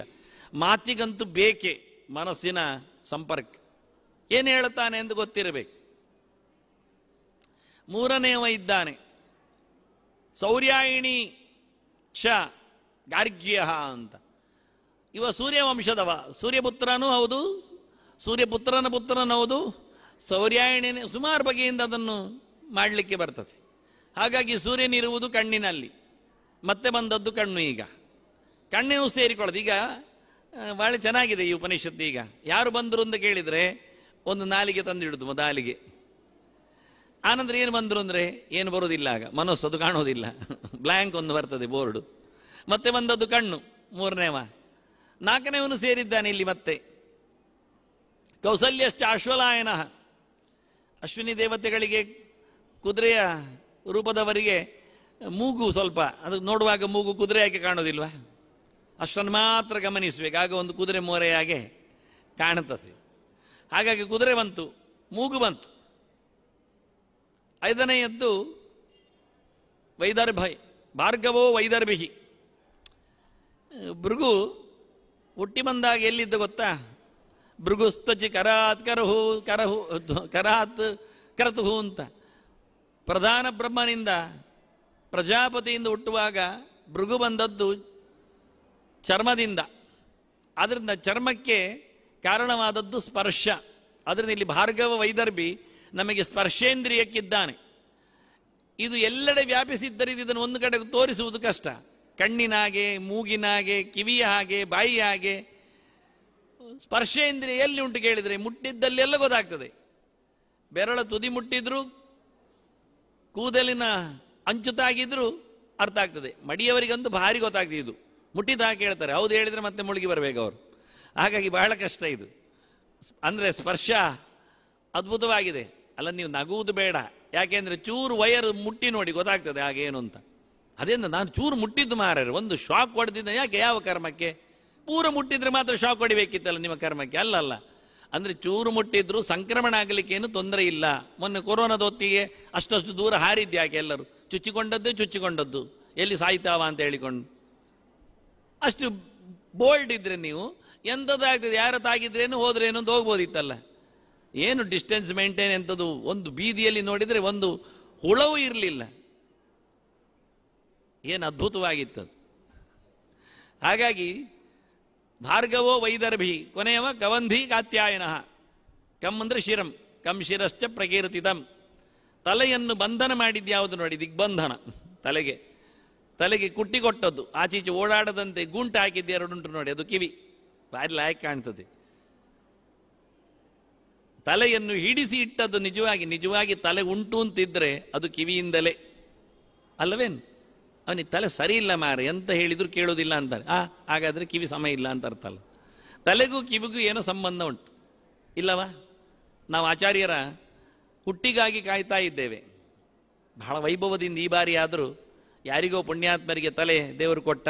10 ದಿನ ಆಚಾರ್ಯ ಮಧ್ವರ ಜಯಂತಿಯನ್ನು ಆಚರಿಸುವ ಅಂತ ಆಗಬೇಕಾದ ಕತೆ. ನಾನು ನಿನ್ನೆ ಹೇಳಿದ್ನಲ್ಲ, ಇರುವ ಕೃಷ್ಣ ಕೊಟ್ಟ ಗುರುಗಳು 2 ಅಲ್ಲದ ಸಂಗತಿ ಇನ್ನೇನುಂಟು ಅಂತ ಹೇಳಿಕೊಳ್ಳಿಕ್ಕೆ ಸಾಧ್ಯ ಇಲ್ಲದಷ್ಟು ಮಾತುಗಳ ರಾಶಿ ಇವೆ. ವಾಸ್ತವವಾಗಿ ಕೃಷ್ಣನ ಗೀತೆ ಒಪ್ಪದವರು ಯಾರಾದರಿದ್ದಾರಾ ಇಡೀ ದೇಶದಲ್ಲಿ? ಯಾವ ಜಾತಿಯವರನ್ನಾದರೂ ಹುಡುಕಿ ಹೇಳಿ. ಅಬ್ದುಲ್ ಕಲಾಂ ಇಷ್ಟಪಟ್ಟಿದ್ದ, ನೀ ಬೆಸಂಟ್ ಹೇಳ್ತಾ ಇದ್ದಾನೆ ಎಂತೆಲ್ಲ ಇದ್ದಾರೆ. ಮದರ್ ತೆರೆಸ ಬೇಡ ಅಂತಾದರೂ ಹೇಳಿಕೊಂಡವರೆಲ್ಲ ಎಷ್ಟು ಜನ ಇಲ್ಲ? ಕೂಡಿಸು ಕಳಿ ಎಲ್ಲರೂ ಇದ್ದಾರೆ ನಮಗೆ. ಹಾಗಾಗಿ ಮೆಚ್ಚಿದ ಗೀತೆಯನ್ನಾದರೆ ಹಚ್ಚಿದ ಕೃಷ್ಣನ ಮೇಲೆ ಯಾಕೆ ಇಚ್ಛೆಗೆ ಬರುವುದಿಲ್ಲ? ಅಂತ ಕೃಷ್ಣನನ್ನು ಇಲ್ಲಿ ತಂದಿಟ್ಟವರು ಯಾರು? ಮತ್ತೆ ಆಚಾರ್ಯ ಮಧ್ವರು. ಆದ್ದರಿಂದ ಏನಲ್ಲದಿದ್ದರೂ ಕೃಷ್ಣನಿಗಾಗಿ ಮಧ್ವಾಚಾರ್ಯರನ್ನ ಒಪ್ಪಬೇಕು. ಗೀತೆಯನ್ನು ಒಪ್ಪುವಾಗ ಸಕಲ ಶಾಸ್ತ್ರದ ಸಾರವನ್ನಾಗಿಸಿಕೊಂಡಾಗ. ಹಾಗಾಗಿ ಬಹಳ ಸುಂದರವಾಗಿ ಯಾರು ಮೂಟೆಗಳು ಇವತ್ತು ಒಟ್ಟಾಗಿವೆ ಪ್ರಶ್ನೆಗಾಗಿ ಬಂದಿದ್ದಾರೆ 6 ಜನ. ಕಿವಿಯೂ ಸೇರಿ ಕಬಂಧಿ ಕಾತ್ಯಾಯನ ಅಂತ ಬಂದು ಹೋದದ್ದು ಎಲ್ಲಿಗೆ ಕೇಳಿದರೆ, ನಾನು ಆಚಾರ್ಯರನ್ನು ಪ್ರತಿಷ್ಠೆ ಮಾಡಲಿಕ್ಕಿತ್ತು ಕಿವಿಯಲ್ಲಿ ಅಲ್ವಾ, ಹೇಳಿದೆ ಹುಟ್ಟಿನ ದಿನ ಅಂತ. ಕೃಷ್ಣನ ನೆನಪಾಗಿ ಗೀತೆಯಲ್ಲಿ ಅರಳಿ ನಿಂತಿತು. ಆಚಾರ್ಯ ಮಧ್ವರು ಸುಮ್ಮನೆ ಹುಡುಗಾಟ, ದಲ್ಲಿ ಓಡಾಟ, ಅದರಲ್ಲಿ ಒಂದು ಓದಾಟ. ಗುರುಕುಲದಲ್ಲಿ ಅಧ್ಯಯನ, ಆಗ ಅವರ ಗುರುಗಳ ಮಗನಿಗೆ ತಲೆನೋವು ವಿಪರೀತ. ಅದು ಯಾವಾಗಲೂ ತಲೆನೋವು ಬರೋದು ಓದ್ಲಿಕ್ಕೆ ಕೂತಾಗಲೇ ಹೆಚ್ಚಾಗಿ ಬರುವವರಿಗೆ. ತಲೆ ಇದ್ದರೆ ತಾನೇ ನೋವು, ಕೆಲವರಿಗೆ ತಲೆ ಇಲ್ಲಾದರೆ ನೋವೇ ಬರುವುದಿಲ್ಲ. ಕೂದಲಿಲ್ಲದವರು ಬಾಚುವುದೇನನ್ನಲ್ವ, ಅದು ಸತ್ಯವೇ. ಹಾಗೆ ಈ ಹುಡುಗನಿಗೆ ತಲೆನೋವು ವಿಪರೀತ ಆಗಲಿಕ್ಕೆ ಹೋಗಿ ಯಾವತ್ತೂ ನೋಡಿದರು ಕೊಡಗೆ ಮಧ್ವಾಚಾರ್ಯರು ನನ್ನ ಹತ್ರ ಮದ್ದುಂಟು ಅಂತ ಹೇಳಿ ಒಂದು ಮದ್ದು ಮಾಡಿದ್ದಾರೆ. ನಿಮಗೆಲ್ಲ ಗೊತ್ತೇ ಇಲ್ಲ ಮಧ್ವಾಚಾರ್ಯ ಮದ್ದು. ಅವರು ಅವನನ್ನು ಹತ್ತಿರ ಕರೆದು ಅವನ ಕಿವಿಗೆ ಗಾಳಿ ಹಾಕಿತ್ತು. ಪ್ರಿಯವಯಸ್ಯ ಶಿರೋಗುರು ವೇದನಾ ಮಶಮಯತ್ಸ್, ಇದನ್ನು ದಾಖಲೆ ಮಾಡಿದ್ದಾರೆ. ಮುಖವಾಯುನಾ ಅಂತ, ಅಂದರೆ ಕಿವಿಗೆ ಮತ್ತು ತಲೆಗೆ ಸಂಪರ್ಕ ಇದೆ ಎನ್ನುವುದನ್ನು ತೋರಿಸಿಕೊಟ್ಟವರವರು. ಗಬಂಧಿ ಕಾತ್ಯಾಯನ ಅಂತ ನಾನು ಅದಕ್ಕೆ ಹೇಳ್ತಾ ಇದ್ದೆ. ಇದಕ್ಕೆ ಪ್ರತಿಯೊಂದಕ್ಕೂ ರೋಚಕವಾದ ಒಂದು ಇನ್ಸಿಡೆಂಟ್ಸ್ಗಳು ಇರ್ತಾವೆ. ನಾವು ನೋಡುವುದಿಲ್ಲ, ಅಷ್ಟು ಹೇಳುವುದಿಲ್ಲ. ನಮಗೆ ಪುರುಸೊತ್ತು ಕಡಿಮೆ ಇರ್ತದೆ, ದಿನಗಳು ಇಲ್ಲ ಆಗ್ತದೆ. ಬೇಡದ್ದಕ್ಕೆಲ್ಲ ನಾವು 3 ಗಂಟೆ ಕೊಡ್ತೇವೆ. ರಾತ್ರಿ ಹಗಲೆನ್ನದೆ ಯಾರ್ಯಾರನ್ನು ಕುಣಿಸ್ತೇವೆ, ತಿರುಗಿಸ್ತೇವೆ. ಕಡೆಗೆ ಎಂಥದಿಲ್ಲ, ಅದು ಎಂಥದೋ ಹೇಳಿಕೊಂಡು, ಈಗ ನವರಾತ್ರಿ ಕಾಲ ಅಂತ ಹೇಳಿಕೊಂಡ್ರೆ ಅದು ದೇವಿಯ ಮಹಾತ್ಮೆ ಅಂತ ಅವ್ರು ಹೇಳುದು. ಅದು ಎಲ್ಲಿಂದ ಬರ್ತಾಳೆ ಗೊತ್ತಿಲ್ಲ. ಅವಳು ಬ್ರಹ್ಮನನ್ನು ಸೃಷ್ಟಿಸುವುದೇನು, ಶಿವನನ್ನು ಸೃಷ್ಟಿಸುವುದೇನು, ವಿಷ್ಣುವನ್ನು ತರುವುದೇನು. ಅಲ್ಲ, ನನ್ನ ಹತ್ರ ಮೇಲಿನ ಒಂದು ಸಣ್ಣ ಪ್ರಶ್ನೆ ಇತ್ತು, ಅವಳಿಗೆ ಗಂಡ ಯಾರು ಅಂತ. ಇದೆಲ್ಲ ಪಿಂಡ ತರಲಿಕ್ಕೆ ಗಂಡ ಯಾರು ಅಂತ ಅದು ಹೇಳುವುದೇ ಇಲ್ಲ ಅವರು. ಹಾಗಾದ್ರೆ ಆ ಹೆಂಗಸು ಗಂಡ ಇಲ್ಲದ್ದ, ಅದು ಒಂದು ಕಷ್ಟವೇ. ಮತ್ತೆ ನಾವೆಲ್ಲ ಸುವಾಸಿನಿ ಆರಾಧನೆ ಅವಳ ಹೆಸರಲ್ಲಿ ಮಾಡುವುದೆಂತ ಕರ್ಮಕ್ಕೆ? ಸೀರೆ ಉತ್ತಿದ್ದೇವಂತೆ ಅಲ್ಲ, ಕಷ್ಟ ಅಂದರೆ ಬಹಳ ವಿಚಿತ್ರ. ಹಾಗಾಗಿ ಇವಕ್ಕೆಲ್ಲ ನಾವು ಕಂಡಾಬಟ್ಟೆ ಕಂಡು ಕೊಡ್ತೇವೆ. ಯಾರೊಬ್ಬನೂ ಅದಕ್ಕೆ ಪ್ರಶ್ನಿಸುವುದಿಲ್ಲ, ಕೇಳುವುದಿಲ್ಲ, ಹೇಳುವುದಿಲ್ಲ. ನಾನು ನಿನ್ನೆ ಹೇಳಿದಾಗಿ ಇದನ್ನೆಲ್ಲ ಹೇಳಿದ್ರು, ಇದಕ್ಕಿಂತ ಭಯಾನಕವಾದ ಸನ್ನಿವೇಶಗಳನ್ನೆಲ್ಲ ಹೇಳಿ ಅಲ್ಲಿ ಹೇಳ್ತಾರೆ ನೋಡಿ, ಗೊತ್ತೊಂಡೆ ಅಂತ ಗಮ್ಮತ್ತೊಂದು ಹೇಳಿ ಅಲ್ಲಿಗೆ ಇದನ್ನು ಚಪ್ಪೆ ಮಾಡಿ ಓಡಿ ಬಿಡ್ತಾರೆ ಕೊನೆಗೆ. ಹಾಗಾಗಿ ಪ್ರಯೋಜನ ಇಲ್ಲದ ಕತೆಗೋಸ್ಕರ ನಾವು ಹೆಚ್ಚು ಹೊತ್ತು ಕೊಡ್ತೇವೆ. ಸೈದ್ಧಾಂತಿಕವಾಗಿ ಚಿಂತನೆಗಳಿಗೆ ನಾವು ಪ್ರಚಾರವೂ ಕೊಡುವುದಿಲ್ಲ, ಪಕ್ಕ ಬರುವುದಿಲ್ಲ. ಮೆಲ್ಲಕ್ಕೆ ಬಂದರೆ ಆಯಿತು ಅಂತ. 5 ಕಾಲು ಶುರುವಾಯಿತು ಹೇಳಿದರೆ 5:45 ಬರೋದು, 6 ಕಾಲಕ್ಕೆ ಮುಗಿತದೆ ಹೇಳಿದರೆ 6 ಗಂಟೆ ಎದ್ದೋಗುದು. ಇಂಥ ಜನರು ಇರ್ತಾರೆ. ಮತ್ತೆ ಬಾರಿ ಕೇಳಿಕೊಂಡೆಂದು ಹೇಳಿಕೊಂಡು ಅರಚುವುದೇನು ಕಮ್ಮಿ ಇಲ್ಲದೆ. ಅದಕ್ಕಾಗಿ ನೆನಪಿಸ್ತಾ ಇದ್ದೇನೆ, ಬಹಳ ಅದ್ಭುತವಾಗಿ ಆಚಾರ್ಯ ಮದ್ದೂರು ಮಾಡಿಕೊಟ್ಟ ಒಂದು ಥೆರಪಿ, ಅದು ಚಿಕಿತ್ಸೆ. ಕಿವಿಯಲ್ಲಿ ಗಾಳಿ ಹಾಕುವ ಮೂಲಕ ತಲೆನೋವನ್ನು ಪರಿಹರಿಸುವ ಒಂದು ವಿಧಾನ ನಡೆದಿದೆ. ಆಚಾರ್ಯರಿಂದ ಮಾತ್ರ ಆಗುವಂಥ ಸಂಗತಿಗಳೇ. ಹಾಗಾಗಿ ಕಿವಿ ನೋವು ತಲೆನೋವಿಗೂ ಸಂಪರ್ಕ ಇದೆ. ಒಳ್ಳೆ ಓದಿಕೊಂಡವನಿಗೆ ಕಿವಿ ನೋವು ಬರುವುದಿಲ್ಲ. ಈಗ 6 ಜನರು ಸೇರಿ ಹೋದದ್ದೆಲ್ಲಿಗೆ? ಪಿಪ್ಪಲಾದನಲ್ಲಿಗೆ ಗುರುಗಳು. ನಿನ್ನೆ ನೋಡಿದ್ದೇವರನ್ನು. ಈಗ ನಾವು ಇದನ್ನು ಸಾಂಕೇತಿಕವಾಗಿ ಪ್ರಾತಿನಿಧಿಕವಾಗಿ ನಾವು ನಮ್ಮ ಇಂದ್ರಿಯಗಳನ್ನು ಮಾತಾಡಿಸಿದ್ದೇವೆ. ಅವರನ್ನೆಲ್ಲ ವೇದಿಕೆಗೆ ಕರೆದಿದ್ದೇವೆ. ಅವರಿಗೆಲ್ಲ ಸನ್ಮಾನ ಮಾಡುವುದು ಬೇಡ. ಅವರು ಹೋಗಿ ಸೇರಿದ್ದೆಲ್ಲಿ ಕೇಳಿದರೆ ಪಿಪ್ಪಲಾದನಲ್ಲಿಗೆ. ಪಿಪ್ಪಲಾದ ಅಂದರೆ ಪಿಪ್ಪಲಂ ಸ್ವಾದ್ವತ್ತಿ ಅನಷ್ಟನ್ ಅನ್ಯ ಅಭಿಜಾಕಶೀತಿ ದ್ವಾ ಸುಪರ್ಣ ಸಯುಜ ಸಖಾಯ. ವೇದ ಮಂತ್ರ ಹೇಳ್ತದೆ, ಒಂದು ಮರ ಇದೆ, ಅದರಲ್ಲಿ ಒಂದು ಗೂಡಿನಲ್ಲಿ 2 ಹಕ್ಕಿ ಇದೆ. ಒಂದು ಹಕ್ಕಿ ಹಣ್ಣು ತಿಂತಾ ಇದೆ, ಪಿಪ್ಪಲ ಅಶ್ವತ್ಥದ ಹಣ್ಣು ತಿಂತಾ ಇದೆ. ಇನ್ನೊಂದು ಹಕ್ಕಿ ಹಣ್ಣು ತಿನ್ನುವುದಿಲ್ಲ. ತಿನ್ನುವ ಹಕ್ಕಿ ಅದು ಸೊರಗ್ತಾ ಇದೆ, ತಿನ್ನದ ಹಕ್ಕಿ ಅದು ಬೆಳಿತೇ ನಿಂತಿದೆ ಅಂತ. ಇದು ಆಗುವಂಥದ್ದಲ್ಲ, ಹೋಗುವಂಥದ್ದಲ್ಲ. ಸ್ವಲ್ಪ ತಪ್ಪು ಹೇಳಿರ್ಬೇಕು ನೀವು. ತಿನ್ನುವ ಹಕ್ಕಿ ಬೆಳೆದಿದೆ, ತಿನ್ನದ ಹಕ್ಕಿ ಸೊರಗಿದೆ ಹೇಳಬೇಕಿತ್ತಿಲ್ಲ. ಆಗಲ್ಲಪ್ಪ. ತಿನ್ನುವ ಹಕ್ಕಿಯೇ ಸೊರಗಿದ್ದು ತಿಂದು ತಿಂದು ಸೋತೋಗ್ತಾನೆ. ಅವನದ್ದು ನಾಲಿಗೆ ಬಡ್ಡಾಗ್ತದೆ, ಕೈಕಾಲು ಸವೆತದೆ, ಹೊಟ್ಟೆ ಡುಬ್ಬ ಆಗ್ತದೆ. ಅದೊಂದು ಬೆಳೆಯುವುದು ಏನಿದ್ರೆ ಹೊಟ್ಟೆ ಒಂದು ಬೆಳೀತದೆ. ಆದ್ದರಿಂದ ಉಪವಾಸ ಮಾಡಿದವ ಎಷ್ಟು ಗಟ್ಟಿಮುಟ್ಟಿ ಇರ್ತಾನೆ ನೋಡಿ, ಆರಾಮ ಇರ್ತಾನೆ. ಯಾವುದೇ ರೋಗ ಇಲ್ಲವನಿಗೆ, ಹೆಚ್ಚು ಕಡಿಮೆ ಆಗುವುದಿಲ್ಲ, ಚೆನ್ನಾಗಿ ಓಡಾಡ್ತಾನೆ, ಸಾಯುವವರೆಗೆ ಬದುಕ್ತಾನೆ. ಇವರು ಸಾಯ್ತಾ ಬದುಕ್ತಾರೆ, ಅವನಾಗಲ್ಲ. ಅವನು ಕೊನೆಗೊಂದೇ ದಿವಸ ಸಾಯುವುದು. ಇವರು ರೋಗದ ಒಟ್ಟಿಗೆ ದಿನ ಸಾಯ್ಕೊಂಡು ಒಂದಿಷ್ಟು ತಿಂದರ ಪ್ರಾಯಶ್ಚಿತ್ತಕ್ಕೆ ಮಾತ್ರ ಒಂದಷ್ಟು ನುಂಗಿಕೊಂಡು ಎಲ್ಲ ವೈದ್ಯರವನಿಗೆ ಫ್ರೆಂಡ್ಗಳೇ, ಪರಿಚಿತರೇ. ಯಾವಾಗ ಹೆಣ ಆಗ್ತಾನೆ ಅಂತ ಕಾಯ್ತಾ ಇರ್ತಾರೆ ಅವರಷ್ಟೇ. ಅದರ ಆಚೆಗಾಗುವುದಿಲ್ಲ, ಹಣ ಮಾಡಿ ಮಾಡಿ ಮತ್ತೆಂದು ಮಾಡೋದು. ಹೀಗಾಗಿ ಬಹಳ ಸುಂದರವಾಗಿ ಪಿಪ್ಪಲಾದ ಅಂದರೆ ಕರ್ಮದ ಫಲವನ್ನು ಬಯಸಿ ಬಯಸಿ ಉಣ್ಣುವ ಮಾಡುತ್ತಾನೆ. ಕರ್ಮ ಮಾಡಿಕೊಂಡಾಗ ಫಲವನ್ನು ನಿರೀಕ್ಷೆ ಮಾಡಿಡ್ತಾನೆ. ಎಂತಾದರೂ ಆಗಬೇಕು ಅಂತ. ಮಕ್ಕಳು ಶಾಲೆಗೆ ಹೋಗಬೇಕು ಅನ್ನುವ ಧಿಮಾಕು ಪೇರೆಂಟ್ಸ್ಗಳಿಗಿದ್ದರೆ, ಎಂಥ ಕರ್ಮಕ್ಕೆ ಕೇಳಿದರೆ ಅವು ಒಳ್ಳೆ ಕೆಲಸವನ್ನು ಪಡೆದು ಶೈನ್ ಆಗಬೇಕು, ಮತ್ತು ದುಡ್ಡು ಸಿಗಬೇಕು, ಮತ್ತೆ ನಮ್ಮನ್ನು ನೋಡಿಕೊಳ್ಬೇಕು. ಅದೊಂದಿಲ್ಲ, ಕಡೆದೊಂದೀಗ ಹೇಳಲಿಕ್ಕೆ ಆಗುವುದೇ ಇಲ್ಲ. ಆ ಆಸೆ ಇಲ್ಲ ಅಂತ ಮಾಡಿಕೊಳ್ಳುವ ಅಂತ ಒಟ್ಟಾರೆ ಬದುಕಿಸಲಿಕ್ಕೋಸ್ಕರ ಒಂದು ಆಗಲಿ ಅಂತ. ಯಾವ ಕೆಲಸದ ಬೆನ್ನ ಹಿಂದೆ ನಮಗೆ ರಿಸಲ್ಟ್ ಪ್ರತಿಫಲ ಇಲ್ಲ ಅಂತಾದರೆ ನಾವು ಯಾವುದೂ ಮಾಡುವುದಿಲ್ಲ. ಪ್ರಯೋಜನ ಮನುದ್ದಿಶ್ಯ ನಮೊಂದೋಪಿ ಪ್ರವರ್ತತೆ ಅಂತ. ಹುಚ್ಚನು ಏನು ಸಿಗುವುದಿಲ್ಲ ಅಂತಾದರೆ ಏನು ಕೆಲಸ ಮಾಡುವುದಿಲ್ಲ. ಆದ್ದರಿಂದ ಫಲಾಪೇಕ್ಷೆಯಲ್ಲಿಯೇ, ಪ್ರತಿಫಲದ ಅಪೇಕ್ಷೆಯಲ್ಲಿಯೇ ಜನರ ಕೆಲಸ. ಅದನ್ನೇ ಕೃಷ್ಣ ಗೋಗರದದ್ದು ಜೋರು ಮಾಡಿದ್ದು. ಕರ್ಮಣ್ಯೇಮಾಧಿಕಾರಸ್ಥೆ ಮಾ ಫಲೇಶು ಕದಾಚನ ಅಂದ. ನೀನು ಫಲವನ್ನು ಪಡಿತೇನೆ ಅಂತ ಸೊಕ್ಕಿನಿಂದೆಲ್ಲ ಕೆಲಸ ಮಾಡಲಿಕ್ಕೆ ಹೋಗಬೇಡ. ಮಾಡಲಿಕ್ಕೆ ಉಂಟು ಅಂತ ಮಾಡು ಅಷ್ಟೇ. ನಾನು ಬದುಕಲಿಕ್ಕೇನೆ ಉಸಿರಾಡ್ತೇನೆ ಹೇಳಿದರೆ ಮನುಷ್ಯ ಸಾಯುವುದು ಕಾಣುವುದಿಲ್ಲ ನಮಗೆ. ಉಸಿರಾಡ್ತಾನೆ, ಉಸಿರಾಡು ಅಷ್ಟೇ, ಅದರ ಆಚೆಗಿಲ್ಲ. ದೇವರು ಕೊಟ್ಟ ಆಯುಷ್ಯ ಮುಗಿಯಿತು. ಬದುಕು ನಿನ್ನ ಕೈಯಲ್ಲಿಲ್ಲ, ಉಸಿರಾಡುವುದಷ್ಟೇ ಮಾಡು. ಎಷ್ಟು ಸುಂದರವಾದ ಒಂದು ದೃಷ್ಟಾಂತ ನೋಡಿ. ಕರ್ಮಣ್ಯೇವಾಧಿಕಾರಸ್ಥೆ, ಉಸಿರಾಡುವುದು ನಿನ್ನ ಕೆಲಸ, ಬದುಕುವುದು ನಿನ್ನ ಹಂತ ಕೈಯಲ್ಲಿಲ್ಲ, ಅದು ದೇವರ ಕೈಯಲ್ಲಿರುವುದು ಅಂತ ಹೇಳಿಕೊಂಡು ಅವನು ಹೇಳಿದರೆ ನಾನು ಬದುಕ್ತೇನೆ, ಬೇಕಾದರೂ ಉಸಿರಾಡ್ತೇನೆ, ಎಷ್ಟು ಸಮಯ ಉಂಟು ಹೇಳಿ ಹೇಳಿದರೆ ಅದೆಲ್ಲ ಆಗೋದಿಲ್ಲ. ಮಾ ಕರ್ಮ ಫಲ ಹೇತುರ್ಭೂಹು ಮಾತೆ ಸಂಗೋಸ್ತು ಅಕರ್ಮಣಿ. ಫಲ ಗೊತ್ತಾದ ನಂತರವೇ ಫಲ ಬೇಕು ಅಂತಲೇ ನೀನು ಕೆಲಸ ಮಾಡ್ತೇನೆ, ಇಲ್ಲಾದರೂ ಉಸಿರಾಡುವುದಿಲ್ಲ ಆದರೆ ಸಾಯಿ ಹೋಗಿ ಅಷ್ಟೇ ಅಂತ. ಅದರಿಂದ ಕೆಲಸ ಮಾಡಲಿಕ್ಕೆ ಉಂಟೆ, ಕರ್ಮದ ಫಲವನ್ನು ತಿನ್ನಲಿಕ್ಕೆ ಉಂಟೆ, ಒಳ್ಳೆಯದಾಗಲಿ ಕೆಟ್ಟದಾಗಲಿ. ಏಷಖ್ಯೇವ ಸಾಧು ಕರ್ಮ ಕಾರಯತಿ ತಮೂರ್ಧ್ವಂ ನಯತಿ, ಏಷಖ್ಯೇವ ಅಸಾಧು ಕರ್ಮ ಕಾರಯತಿ ತಮಧೋ ನಯತಿ. ಮಾಡುವುದು ಬಿಡುವುದು, ಒಳ್ಳೆಯದು ಕೆಟ್ಟದ್ದು ಎರಡು ಆಗ್ತಾನೆ ಇರ್ತದೆ. ಆದ್ದರಿಂದ ಇವ ಪಿಪ್ಪಲಾದ ಒಬ್ಬ ಜೀವ. ಈಗ ಜೀವ ಮತ್ತು 6 ಇಂದ್ರಿಯಗಳ ಕಥೆ ಇದು ಒಟ್ಟು ಸೇರಿಕೊಂಡಾಗ. 6 ಶಿಷ್ಯರು ಬಂದಿದ್ದಾರೆ, ಒಬ್ಬ ಗುರುಗಳಲ್ಲಿದ್ದಾರೆ. ಆದ್ದರಿಂದ ಜೀವನ ಜೊತೆಯಲ್ಲಿ 6 ಜನರ ಸಂಪರ್ಕ ಸಾಧನೆಯನ್ನು ಅಧ್ಯಾತ್ಮ ನಮಗೆ ಹೇಳುತ್ತದೆ. ಇದು ಇಷ್ಟು ಸಾಕು. ಮತ್ತೆ ಉಳಿದವರನ್ನು ಮತ್ತೆ 6 ಜನರನ್ನು ಮತ್ತೊಮ್ಮೆ ನೋಡುವ, ಇರಲಿ ಬೇಕಾದರೆ.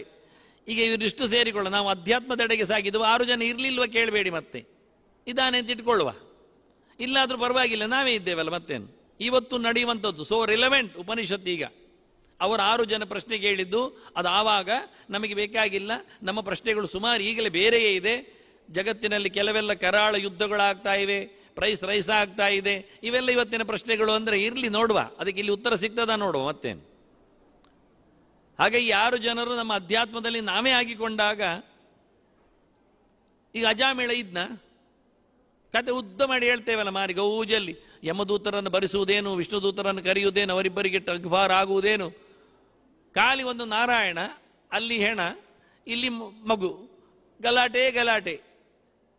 ಇದು ಹೌದಾ? ಎಲ್ಲಿದ್ದಾನೆ? ಅದು ಕಾನ್ಯಕುಬ್ಜ ಕನೋಜ್ ಎಲ್ಲಿ ಉಂಟು? ಎಲ್ಲಿ ಅಜಾಮಿಳ? ಅವನ ಅಪ್ಪ ಯಾರು ಕೇಳಿದರೆ ಯಾರಿಗೆ ಗೊತ್ತಿಲ್ಲ, ಅಮ್ಮ ಯಾರು ಹೇಳುವುದೇ ಇಲ್ಲ. ಹಾಗಾಗಿ ಅದೆಲ್ಲ ಕೆಲವೊಮ್ಮೆ ಸಾಂಕೇತಿಕವಾಗ್ತದೆ. ನಾವೇ ಅಜಾಮಿಳರಾಗಬಹುದು. ಅಜ ಅಂದರೆ ಪ್ರಕೃತಿ, ಅದರ ಜೊತೆಯಲ್ಲಿ ಮಿಳ ಅಂದರೆ ಮೇಲನ, ಪ್ರಕೃತಿಯ ಜೊತೆಯಲ್ಲಿ ಸಂಸಾರ ಮಾಡಲಿಕ್ಕೆ ಹೊರಟವ ಅಂತೇಳಿ ದೊಡ್ಡ ಕತೆ. ಅದು ನಮ್ಮದೇ ಆಗ್ತದೆ ಕೆಲವೊಮ್ಮೆ. ಹಾಗೆ ಪ್ರಾತಿನಿಧಿಕವಾದ ಕಥೆಗಳನ್ನು ಕೆಲವೊಮ್ಮೆ ಕೊಟ್ಟು ನೀತಿಯನ್ನು ಕಲಿಯಿರಿ ಅಂತ ಹೇಳಿಕೊಂಡು ಕೆಲವರನ್ನು ಪಾತ್ರಗಳನ್ನು ಸೃಷ್ಟಿ ಮಾಡುವುದು ಉಂಟು ನಾಟಕಕಾರ. ಇದು ಕೃತಕವೂ ಆಗಬಹುದು. ಆದ್ದರಿಂದ ನಮ್ಮದೇ ಇದು ಪ್ರಶ್ನೆ, ನಮ್ಮದೇ ಇಲ್ಲಿ ಚಿಂತನೆ ಅಂತ ಮಾಡಿಕೊಂಡ್ರೆ ಬಹಳ ಸುಂದರವಾಗಿ ಉಪನಿಷತ್ತನ್ನು ಅರ್ಥ ಮಾಡಿಕೊಳ್ಳಿಕ್ಕಾಗ್ತದೆ. ಗುರುಗಳೇನು ಹೇಳ್ತಾರೆ ಗೊತ್ತುಂಟ? ಬಂದು ಕೇಳಿದಾಗ, ಬಂದು ಕೂತಾಗ, ಬಂದು ಇದ್ದಾಗ, ಓ 6 ಜನ ಇದ್ದಾರೆ, ಭಾರಿ ಖುಷಿ ಆಯ್ತು, ಇರಿರಿ ಅಂದ. ಭೂಯೇವ ಸಂವತ್ಸರಂ ವತ್ಸ್ಯಥ ಅಂತಾನೆ. 1 ವರ್ಷ ಇರೀರಿ ಅಲ್ಲ, ಬಂದಾಗಿದೆ. ಕೇಳಲಿಕ್ಕುಂಟ್ಲು ಅಂತ ಅವ್ರು ಹೇಳೋದಿಲ್ಲ, ಎಂಥದಕ್ಕೆ ಬಂದದ್ದು ಇವರು ಕೇಳೋದಿಲ್ಲ. ಗುರುಗಳೆಡೆಗೆ ಅಂತೇಳಿ ಶಿಷ್ಯರು ಅಂತೇಳಿ ಬಂದಿದ್ದಾರೆ ಅಷ್ಟೇ. ಆಗ ಗುರು ಹೇಳುತ್ತಾನೆ, ನೀವು 1 ವರ್ಷ ಇಲ್ಲಿ ಇರಬೇಕು. ಅದು ಹೇಗಿರಬೇಕು? ಇರುವುದಾದರೂ ತಪಸಾ ಬ್ರಹ್ಮಚರ್ಯೇಣ ಶ್ರದ್ಧೆಯ ಅಂತಾನೆ. ಭೂಯೇವ, ನಿಮ್ಮಲ್ಲಿ ಇರ್ಬೋದು, ನೀವು ಒಳ್ಳೆ ತಪಸ್ವಿಗಳಾಗಿರ್ಬೋದು, ಬ್ರಹ್ಮಚರ್ಯ ಇದೆ, ಶ್ರದ್ಧೆಯೂ ಇದೆ. ಆದರೆ ಇನ್ನೂ ಆಗಬೇಕು ಅಂತಾನೆ, ಇನ್ನು ಬೆಳಿಬೇಕು, ಇನ್ನು 1 ವರ್ಷ ಕೂತ್ಕೊಳ್ಳಿ ಅಂತಾನೆ. ಹಿಂದೆಲ್ಲ ಒಂದು ನಿಯಮ ಇತ್ತು, ನಾ ಸಂವತ್ಸರ ವಾಸನೆ ಪ್ರಬ್ರೂಯಾತ್ ಇತ್ಯಾಚಾರ್ಯ ಅಂತ. ಹಳೆ ಸಂಪ್ರದಾಯ ಅಂತ. ಸಂಪ್ರದಾಯ ಶಬ್ದಕ್ಕೆ ನಾನು ಹಾಗೆ ಹೇಳುವುದಿಲ್ಲ, ಅದಕ್ಕೆ ಆಚಾರ್ಯ ಅಂದದ್ದು. ಹಿಂದಿನ ತಲೆಮಾರಿನವರು ಮಾಡಿಕೊಂಡು ಬಂದಿರತಕ್ಕಂಥ ಶಾಸ್ತ್ರದ ಕಟ್ಟಳೆ ಅಂತ. ಆಚಾರ್ಯ ಶಬ್ದಕ್ಕೆ ಅರ್ಥವೇ ಶಾಸ್ತ್ರದ ಕಟ್ಟಳೆಯನ್ನು ನಡೆಸಿಕೊಂಡು ಬಂದವ ಅಂತ. ಹಾಗಾಗಿ ಹಿಂದಿನವರು ಮಾಡಿಕೊಂಡು ಬಂದಿರತಕ್ಕಂಥ ಒಂದು ಶಾಸ್ತ್ರದ ಕಟ್ಟಳೆಯನ್ನು ಕೇಳಿದರೆ, ನಿಯಮ ಕೇಳಿದರೆ, 1 ವರ್ಷಕ್ಕಿಂತ ಕಮ್ಮಿ ಗುರುಗಳ ಹತ್ತಿರ ಕೂತ್ಕೊಳ್ಳದೇ ಇದ್ರೆ ಅಂಥವನಿಗೆ ಏನನ್ನು ಗುಟ್ಟು ಹೇಳಿಕೊಡ್ಲಿಕ್ಕೆ ಹೋಗಬೇಡ ಅಂತ. ಇದು 1 ಇಯರ್ ಬ್ಲ್ಯಾಂಕ್. ಶಾಲೆ ಸೇರಿದ ನಂತರ ಅಡ್ಮಿಷನ್ ತಗೊಳ್ಬೇಕು, 1 ವರ್ಷ ಸುಮ್ಮನೆ ಬೆಂಚು ಬಿಸಿ ಮಾಡಿ ಬರಲಿಕ್ಕೆ, ಮತ್ತೆ ಪಾಠ ಶುರು ಮಾಡಲಿಕ್ಕೆ. ಯಾಕೆಂದರೆ ಅಬ್ಸರ್ವೇಷನ್ ಅಂತೆ. ಯಾರಿಗೆ? ವಿದ್ಯಾರ್ಥಿಗಳಿಗೆ. ಇದು ಶಾಲೆ ಆಗ್ತದಾ, ಇವರೆಲ್ಲ ಸರಿ ಇದ್ದಾರಾ ಅಂತ ನೋಡಿಕೊಳ್ಳಿಕ್ಕಂತೆ. ಗುರುಗಳಿಗೂ ಒಂದು ವರ್ಷ ಅಬ್ಸರ್ವೇಷನಿಗೆ. ಅಂದರೆ ರೋಗಿಗೆ ಮದ್ದು ಕೊಡೋ ಮುಂಚೆ ವೈದ್ಯರು ಹೇಳ್ತಾರೆ, 1 ವಾರ ಸುಮ್ಮನೆ ಕ್ಲಿನಿಕಲ್ಲಿ ಇರಿ ನೋಡುವ ಅಂತ, ಎಂತ ಆಗ್ತದೆ ಅಂತ, ಹೌದಾ ಅಲ್ವಾ ಅಂತ. ಹಾಗೆ ನೋಡಿಕೊಳ್ಳಿಕ್ಕೆ ಈಗೆಲ್ಲ ಅಷ್ಟು ಉದ್ದೇ ಇಲ್ಲ, 24 ಗಂಟೆ ಮಾತ್ರ. ಕೆಲವೊಮ್ಮೆ ಸೀರಿಯಸ್ ಕೇಸ್ಗಳಿಗೆಲ್ಲ ಅಬ್ಸರ್ವೇಷನಲ್ಲಿ ಇಡ್ತಾರೆ, ನೋಡಲಿಕ್ಕೆ ಉಂಟು ಅಂತ ಡಾಕ್ಟ್ರು ಬರ್ತೇನೆ ಗಂಟೆಗೆ ಅಂತ ಹೇಳ್ತಾರೆ. ಹಾಗೆ ಇವರು ಹೇಳ್ತಾರೆ, ಈ 1 ವರ್ಷ ಕೂತ್ಕೊಳ್ಳಿ, 1 ವರ್ಷದ ನಂತರ ನೀವು ಪ್ರಶ್ನೆ ಕೇಳಿ, ನಾನು ಉತ್ತರ ಬರ್ತಿದ್ದೆ ಅಂತಾದರೆ ಹೇಳ್ತೇನೆ ಅಂತ. ನೋಡಿ, ಆದರೂ ಹೇಳ್ತೇನೆ ಅಲ್ಲ, 1 ವರ್ಷದ ನಂತರ ಪ್ರಶ್ನೆ ಕೇಳಿ. ಈಗ ಪ್ರಶ್ನೆ ಕೊಡಲಿಕ್ಕಿಲ್ಲ, ಅಡ್ವಾನ್ಸ್ ಇಲ್ಲ. 1 ವರ್ಷದ ನಂತರ ಪ್ರಶ್ನೆಯೂ ಕೇಳಲಿಕ್ಕೆ, ಆಗ ನನಗೆ ಗೊತ್ತಿದ್ರೆ ಉತ್ತರ ಹೇಳಲಿಕ್ಕೆ. ಮತ್ತು ಇಷ್ಟು ಕೂತದ್ದು ವ್ಯರ್ಥ ಆಗಲಿಲ್ವ, ಅದು ನಮಗೆ ಸಂಬಂಧ ಇಲ್ಲ. ಪ್ರಶ್ನೆ ಕೇಳಲಿಕ್ಕೆ 1 ವರ್ಷ ಕೂತ್ಕೊಳ್ಬೇಕು, ಉತ್ತರಕ್ಕಲ್ಲದು. ಹೇಗೆ ಕೂತ್ಕೊಳ್ಳಿಕ್ಕೆ ಅಂದರೆ ಮತ್ತೆ ನೋಡಿ ಇಲ್ಲಿ ಹೇಳಿದರು, 3 ಹಾಕಿಬಿಟ್ರು. ತಪಸ ಬ್ರಹ್ಮಚರ್ಯೇಣ ಶ್ರದ್ಧೆಯ ಅಂದರು. ಈಗ ಮಗದೊಂದು ತ್ರಿಕೋಣ ಬಂತು. ಈಗ ಆಗ 2 ತ್ರಿಕೋಣ ಆಯಿತು, ಈಗ ಮತ್ತೊಂದು ತ್ರಿಕೋಣ ಬಿತ್ತೀಗ. ತಪಸ ಬ್ರಹ್ಮಚರ್ಯೇಣ ಶ್ರದ್ಧೆಯ, ಇದು ಗುರುಗಳು ಹಾಕಿದ ಕೋನ. ಅಲ್ಲಿಗೆ ನಾನು 3 ತ್ರಿಕೋನ ಹಾಕಿ ನವಕೋನದ ರಚನೆ ಮಾಡಿದ್ದೇನೆ, ನವರಾತ್ರಿ ಮುಗಿಸಿದ್ದೇನೆ. ಇನ್ನು ಪ್ರತಿನಿತ್ಯ ಅರ್ಚನೆ ಮಾತ್ರ ಸೇವೆ, ಮತ್ತೆ ಬೇರೆ ಯಾವುದೂ ಇಲ್ಲ. ಹೌದು, ಪ್ರತಿನಿತ್ಯ ಆವಾಹನೆಯಿಂದ ಶುರು ಮಾಡಿದರೆ, ಅರ್ಘ್ಯಪಾದ್ಯವನ್ನು ಶುರು ಮಾಡಿದರೆ ಮತ್ತೆ ಮುಂದೆ ಹೋಗುದು ಯಾವಾಗ? ಮತ್ತೆ ಪಂಚಗಜ್ಜ ಯಾವಾಗ ಸಿಗ್ತದೆ? ಎಲ್ಲರೂ ಕೇಳುವುದು ಹಾಗೆ. ಪಂಚಗಜ್ಜ ಎಷ್ಟು ಗಂಟೆ ಕೊಡ್ತಾರೆ? ಮನುಷ್ಯ ಬರುವುದು ಭಜನೆಗೆ ಹೆಚ್ಚು ಜನ ಸೇರ್ಲಿಕ್ಕೆ ಕಾರಣವೇ ಪ್ರವಚನಕ್ಕಿಲ್ಲ. ನೀನು ನಾಳೆಯಿಂದ ಪ್ರವಚನಕ್ಕೂ ಶುರು ಮಾಡು ಕೊಡ್ಲಿಕ್ಕೆ ಅಂತ ತುಂಬ ಜನ ಬರ್ತಾರೆ. ಆಗ ತಿನ್ಲಿಕ್ಕುಂಟಾದ್ರೆ ಮನುಷ್ಯ ಎಲ್ಲಕ್ಕೂ ರೆಡಿ. ಏನು ಚಾಪಲ ನೋಡಿ. ಹಾಗೆ ಇಲ್ಲಿ ಬಹಳ ಸುಂದರವಾಗಿ ತಪಸ್ಸು, ಬ್ರಹ್ಮಚರ್ಯ, ಶ್ರದ್ಧೆ ಇದು ಏನು ಎನ್ನುವುದನ್ನು ಇದರ ವಿವರಣೆಯಲ್ಲಿ ನಾವು ನೋಡುವ. ಯದೇವ ವಿದ್ಯೆಯಾ ಕರೋತಿ ಶ್ರದ್ಧೆಯ ಉಪನಿಷದ ತದೇವ ವೀರ್ಯವತ್ತರಂ ಭವತಿ ಅಂತ. ಯಾವುದನ್ನಾದರೂ ಮಾಡುವುದಾದರೆ ಅದು ಫಲವತ್ತತೆಯಾಗುವುದು ಯಾವಾಗ ಕೇಳಿದರೆ, ಯದೇವ ವಿದ್ಯೆಯಾ ಕರೋತಿ ಶ್ರದ್ಧೆಯಾ ಕರೋತಿ ಉಪನಿಷದಾ ಕರೋತಿ ತದೇವ ವೀರ್ಯವತ್ತರಂ ಭವತಿ ಅಂತ. ನಾವು ಮಾಡಿದ ಕೆಲಸ ಸಕ್ಸಸ್ ಆಗ್ತಾ ಇಲ್ಲ, ಅದು ಒಳ್ಳೆ ಪವರ್ಫುಲ್ ಇಲ್ಲ. ಯಾಕೆ ಕೇಳಿದರೆ ಅದರಲ್ಲಿ ಯಾವುದೋ 3ರ ಕೊರತೆ ಇದೆ ಅಂತ ಅರ್ಥ. 3. ಒಂದು ತಿಳಿದು ಮಾಡಿದ್ಯಾ ಅಂತ. ಅಡುಗೆ ಮಾಡಿರ್ತಾನೆ, ಅದು ಯಾರು ಸಹ ಇಷ್ಟಪಡುವುದಿಲ್ಲ, ಒಂಚೂರು ಚೂರು ಚೂರು ತಿಂದೆಲ್ಲ ಬಿಟ್ಟು ಹೋಗಿರ್ತಾರೆ. ಯಾಕೆ ಕೇಳಿದರೆ ಅದು ಸರಿಕಟ್ಟಲ್ಲಿ ಗೊತ್ತಿದ್ದು ಮಾಡಿದ್ದಲ್ಲ, ಒಟ್ಟಾರೆ ಮಾಡಿ ಹಾಕಿದ್ದು. ಅಡುಗೆಗೂ ಗೊತ್ತು ಬೇಕಲ್ಲ ಯಾವುದಕ್ಕೆ ಎಷ್ಟು ಹಾಕಬೇಕು, ಏನು ಹಾಕಬೇಕು ಅಂತ. ಹಾಗಾಗಿ ಪಾಯಸಕ್ಕೆ ಉಪ್ಪು ಹಾಕಿಬಿಟ್ರೆ ಅವನು, ಸಾರಿಗೆ ಒಂದಿಷ್ಟು ಬೆಲ್ಲ ಹಾಕಿಕೊಂಡ್ರೆ ಅದರಲ್ಲಿ ಆಗುವಂಥದ್ದಲ್ಲ ಕೆಲವೊಮ್ಮೆ ಡಿಶಸ್ಗಳು. ಆದ್ದರಿಂದ ವಿದ್ಯೆ ಪ್ರಧಾನವಾದದ್ದು. ಅರಿವಿಲ್ಲದೆ ಏನು ಮಾಡಲಿಕ್ಕೆ ಬರುವುದಿಲ್ಲ. ವೈರಿಂಗೇ ಆಗಲಿ, ಮಲ್ಟಿ ಸಿಕ್ಕಿದ್ದಲ್ಲಿ ಸಿಕ್ಕಿಸಿಬಿಟ್ರೆ ಎಲ್ಲ ಬ್ಲಾಸ್ಟ್ ಆಗ್ತದೆ, ಇನ್ಸ್ಟ್ರೂಮೆಂಟ್ಸ್ ಎಲ್ಲ ಕೊಲ್ಯಾಪ್ಸ್. ಆದ್ದರಿಂದ ಅದು ಗೊತ್ತುಂಟು ಮಾರೆ, ಸಿಕ್ಕಿಸಿ ನೋಡುವ ಹೇಳಿ ಸಿಕ್ಕಿಸಿದ್ರೂ ಹೊರಟೋಗ್ತದೆ, ಮಾತಾಡುವಾಗಿಲ್ಲ. ಹಾಗೆ ಕಂಪ್ಯೂಟ್ರಲ್ಲಿ ಸಹ ನೀವು ಇಷ್ಟ ಬಂದದ್ದನ್ನು ಇಷ್ಟ ಬಂದಾಗೆ ಕೀಬೋರ್ಡ್ ಮೌಸ್ ಎಲ್ಲ ತಿರುಗಿಸ್ಲಿಕ್ಕೆ ಶುರು ಮಾಡಿದರೆ ಹ್ಯಾಂಗ್ ಆಗ್ತದೆ, ಕೊನೆ ಏನೋ ಹೋಗ್ತದೆ. ಕೆಲವೊಮ್ಮೆ ಭಾರಿ ಗಮ್ಮತ್ತಿರ್ತದೆ, ಅದು ನಮಗೆ ಕೇಳೋದಿಲ್ಲ, ಅದು ಹೇಳೋದಿಲ್ಲ, ಒರೆಸ್ಲಿ ಹೇಳ್ತದೆ. ಆಯಿತು ಅಂತೇವೆ ನಾವು, ಅದು ತೆರೆಯ ಮುಚ್ಚುವ ಎಂತ ಅರ್ಥ ಆಗೋದಿಲ್ಲ. ಭಾರಿ ಖುಷಿಯಲ್ಲಿ ಹೇಳಿಬಿಟ್ರೆ ಎಲ್ಲ ಇಲ್ಲಾಗಿ ಬಿಡ್ತದೆ, ಮಾಡಿದ್ದೆಲ್ಲ ವ್ಯರ್ಥ ಆಗ್ತದೆ. ಕೆಲವೊಮ್ಮೆ ಒಳ್ಳೆಯದನ್ನು ಪಕ್ಕ ಕೇಳುವುದಿಲ್ಲ, ಅದು ಮುಗಿಸಿಬಿಡ್ತದೆ. ಕೆಟ್ಟದ್ದನ್ನು 10 ಸರಿ ಕೇಳ್ತದೆ. ಹೀಗುದಾ ಬೇಡವಾ, ಇನ್ನೊಂದು ಕಾಫಿ ಇರಲಿಯಾ, ಒಳಗೆ ಹಾಕ್ಲಿಕ್ಕೆ ಕೇಳ್ತದೆ ಹೊರತು ಒಳ್ಳೆಯದನ್ನು ಮಾತಾಡಿಸುವುದೇ ಇಲ್ಲ. ಹೀಗೊಂದು ರೀತಿ ಮಾಡಿದ್ದಾರೆ, ಫಾರ್ಮ್ಯಾಟ್ ಆಗಿ ಮಾಡಿದ್ದಾರೆ ಅವರು. ಇರಲಿ, ಇಂಥದ್ದು ಎಲ್ಲವೂ ಇಡೀ ಪ್ರಪಂಚ. ನಾನು ಈಗಿಂದ ಈಗ ಉದಾಹರಣೆ ಕೊಟ್ಟೆ ಅಷ್ಟೇ, ಬೇಕಾದಷ್ಟು ಎಲ್ಲ ಕಡೆಯೂ ಎಲ್ಲ ರೀತಿಯಲ್ಲಿ ಇದೇ ರೀತಿ ಇರುವಂಥದ್ದು. ಅದರಿಂದ ಮೊದಲು ಅರಿವು ಬೇಕೇ ಬೇಕು. ಏನು ಮಾಡೋದಾದ್ರೂ ಎಂಥ ತಂತ್ರಜ್ಞನಿಗೂ ಮಾಹಿತಿ ಇಲ್ಲದಿದ್ದರೆ ಅವನು ಸೋತ. ತಂತ್ರ ಸಾಯಿಲಿ ಯಾರು ಮಾಡ್ತಾರೆ, ಮೊದಲು ಮಾಹಿತಿ ಲಭ್ಯವಾಗಿ ಕೇಳ್ತಾರೆ. ಒಂದು ಸಣ್ಣ ಮಾಹಿತಿಯಿಂದ ಒಂದು ದೊಡ್ಡ ಇಂಜಿನ್ ನಡೀತದೆ. ನಾವು ಇಂಜಿನ್ ಇಟ್ಕೊಂಡು ಎಂತ ಅಂತ ಗೊತ್ತಿಲ್ಲ, ನೋಡುವ ಹೇಳಿ ರಿಪೇರಿ ಮಾಡಿ 100 ದಿನ ಒಟ್ಟಾರೆ ಅದರೊಟ್ಟಿಗೆ ಒದ್ದಾಡಿದ್ರು ಎಂತ ಗೊತ್ತಾಗಲಿಕ್ಕಿಲ್ಲ. ಅದರಿಂದ ಪ್ರಧಾನ ಅಂಶ ಅರಿವು. ಜ್ಞಾನೇನೈವ ಪರಂಪದಂ. ಅರಿವು ಇದ್ದರೆ ಏನನ್ನು ನಡೆಸಲಿಕ್ಕೆ ಬರ್ತದೆ. ಹಾಗಾಗಿ ಮೊದಲು ತಿಳಿದು ಮಾಡುವಂದ್ರು. ಮತ್ತೆ ಹೇಳ್ತಾರೆ ಯದೇವ ವಿದ್ಯೆಯಾ ಕರೋತಿ ಶ್ರದ್ಧೆಯ, ಅದರಲ್ಲಿ ಇನ್ವಾಲ್ವ್ಮೆಂಟ್, ಆಸಕ್ತಿ ವಹಿಸಿ ಮಾಡು. ಆದರೆ ಆಯಿತು ಅಂತ ಸೋಮಾರಿತನದಲ್ಲಿ, ಹೋದರೆ ಹೋಗಲಿ ಅಂತ ಹೇಳಿಕೊಂಡು ಬೇಜವಾಬ್ದಾರಿತನದಲ್ಲಿ, ನಡಿಲೇಬೇಕಲ್ಲ ಅಂತ ಒತ್ತಾಯದಲ್ಲಿ ಮಾಡಲಿಕ್ಕೆ ಹೋಗಬೇಡ. ಅದರಲ್ಲಿ ಬಹಳ ಶ್ರದ್ಧೆಯನ್ನು ವಹಿಸಿ ಮಾಡು. ಶ್ರದ್ಧೆ ಅಂದರೆ ನಮಗೆ ಗೊತ್ತಾಗುವುದು ಕಮ್ಮಿ, ಅದರ ವಿರುದ್ಧ ಪದ ಎಲ್ಲರಿಗೂ ಅರ್ಥ ಆಗಿದೆ. ವಿರುದ್ಧ ಪದ ಅಶ್ರದ್ಧೆ ಅಂತ. ಶ್ರದ್ಧೆಯ ಅಭಾವ, ತದ್ವಿರುದ್ಧವಾದ ಧರ್ಮ. ಅಶ್ರದ್ಧೆಯನ್ನು ಕನ್ನಡದಲ್ಲಿ ತದ್ಭವದಲ್ಲಿ ಹೇಳುವುದಾದರೆ ಅಸಡ್ಡೆ ಅಂತ. ಇದು ಮಾಮೂಲಿ, ಎಲ್ಲ ಕಡೆ ಉಂಟು ಅಸಡ್ಡೆ. ಯಾವ ವಿಷಯದಲ್ಲಿ ನಮಗೆ ತಾತ್ಪರ್ಯ ಇಲ್ಲ, ಹಾಗಾಗಿ ಅಸಡ್ಡೆಯಿಂದ ನಡೆಸುವಂಥದ್ದನ್ನೆಲ್ಲ ಬೇಕಾದಷ್ಟು ಕಡೆಯಲ್ಲಿ ನಾವು ನೋಡಿಕೊಳ್ಳುತ್ತೇವೆ. ಆದ್ದರಿಂದ ಶ್ರದ್ಧೆ ಮುಖ್ಯ ಬೇಕು ಅಂತಾರೆ ಕೆಲಸದಲ್ಲಿ. ಮೂರನೇದ್ದು ಉಪನಿಷದ ಅಂತ, ಅದನ್ನು ಒಂದು ಉನ್ನತ ಮಟ್ಟದಲ್ಲಿ ಮಾಡು ಅಂತ. ಅಂದರೆ ಒಳ್ಳೆ ರೀತಿಯಲ್ಲಿ ಆಗಲಿ ಅಂತ ಮಾಡುವುದೇನೋ ಮಾಡ್ತಾರೆ, ಶ್ರದ್ಧೆ ಅಂತ ಇರ್ತದೆ. ಅದನ್ನು ಬಹಳ ಎತ್ತರದಲ್ಲಿ ಕಾಣಿಸಿಕೊಡುವುದಿಲ್ಲ, ಅದನ್ನೊಂದು ತುಂಬ ನೀರಸವಾಗಿ ಅದಕ್ಕೊಂದು ಇಂಪಾರ್ಟೆನ್ಸ್ ಕೊಡದೆ ಅದನ್ನು ನಗಣ್ಯ ಮಾಡಿ, ಆದರೆ ಆಯಿತು 10ರಲ್ಲಿ ಒಂದು 11 ಆಗುವುದು ಆಗ್ತದೆ, ಹಾಗೆ ಮಾಡಬೇಡ ಅಂತ. ಅದು ದೇವರು ಮೆಚ್ಚುವಂತೆ ಆಗಬೇಕು, ನಾವು ಮಾತ್ರ ಮೆಚ್ಚುವುದಲ್ಲ, ಜನರು ಮಾತ್ರ ಮೆಚ್ಚುವುದಲ್ಲ, ಅದು ಉದಾತ್ತವಾಗಿರಬೇಕು. ಇದರ ಧ್ಯೇಯ ಸ್ವಲ್ಪ ಜಾಸ್ತಿ ಇರ್ತದೆ, ಗುಣಮಟ್ಟ ಹೈ ಕ್ಲಾಸ್ ಇರ್ತದೆ. ಇದನ್ನು ಗಮನಿಸಿ. 3 ಅಂಶ ಮುಗಿಯುವುದು. ನೀವು ಏನೇ ಕೆಲಸದಲ್ಲಿ ಇದು 3 ಇರುವುದು. ಇದು ಒಂದು ತ್ರಿಕೋನ.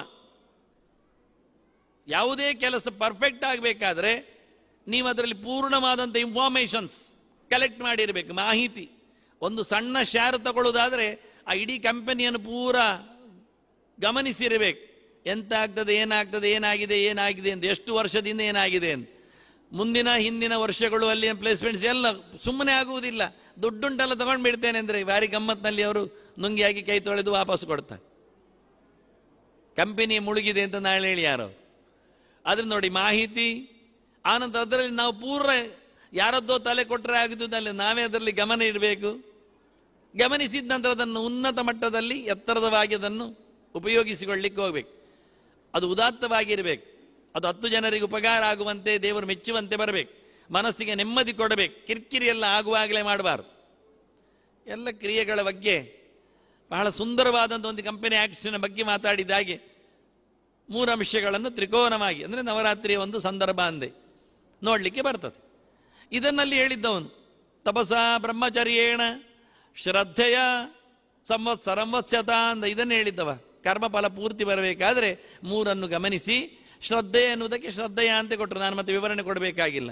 ಇನ್ನು 2 ಹೇಗೆಂದು ತೋರಿಸಿದ್ದಾರೆ. ತಪಸ ಬ್ರಹ್ಮಚರ್ಯೇಣ, ತಪಸ್ಸು ಅಂದರೆ ಆಲೋಚನೆ ಅಂತ, ತಪಾಲೋಚನೆ ಅಂತ, ಚಿಂತನೆ ಅಂತ ಅರ್ಥ, ಓದು ಅಂತ ಅರ್ಥ, ಅರಿವು ಅಂತ ಅರ್ಥ.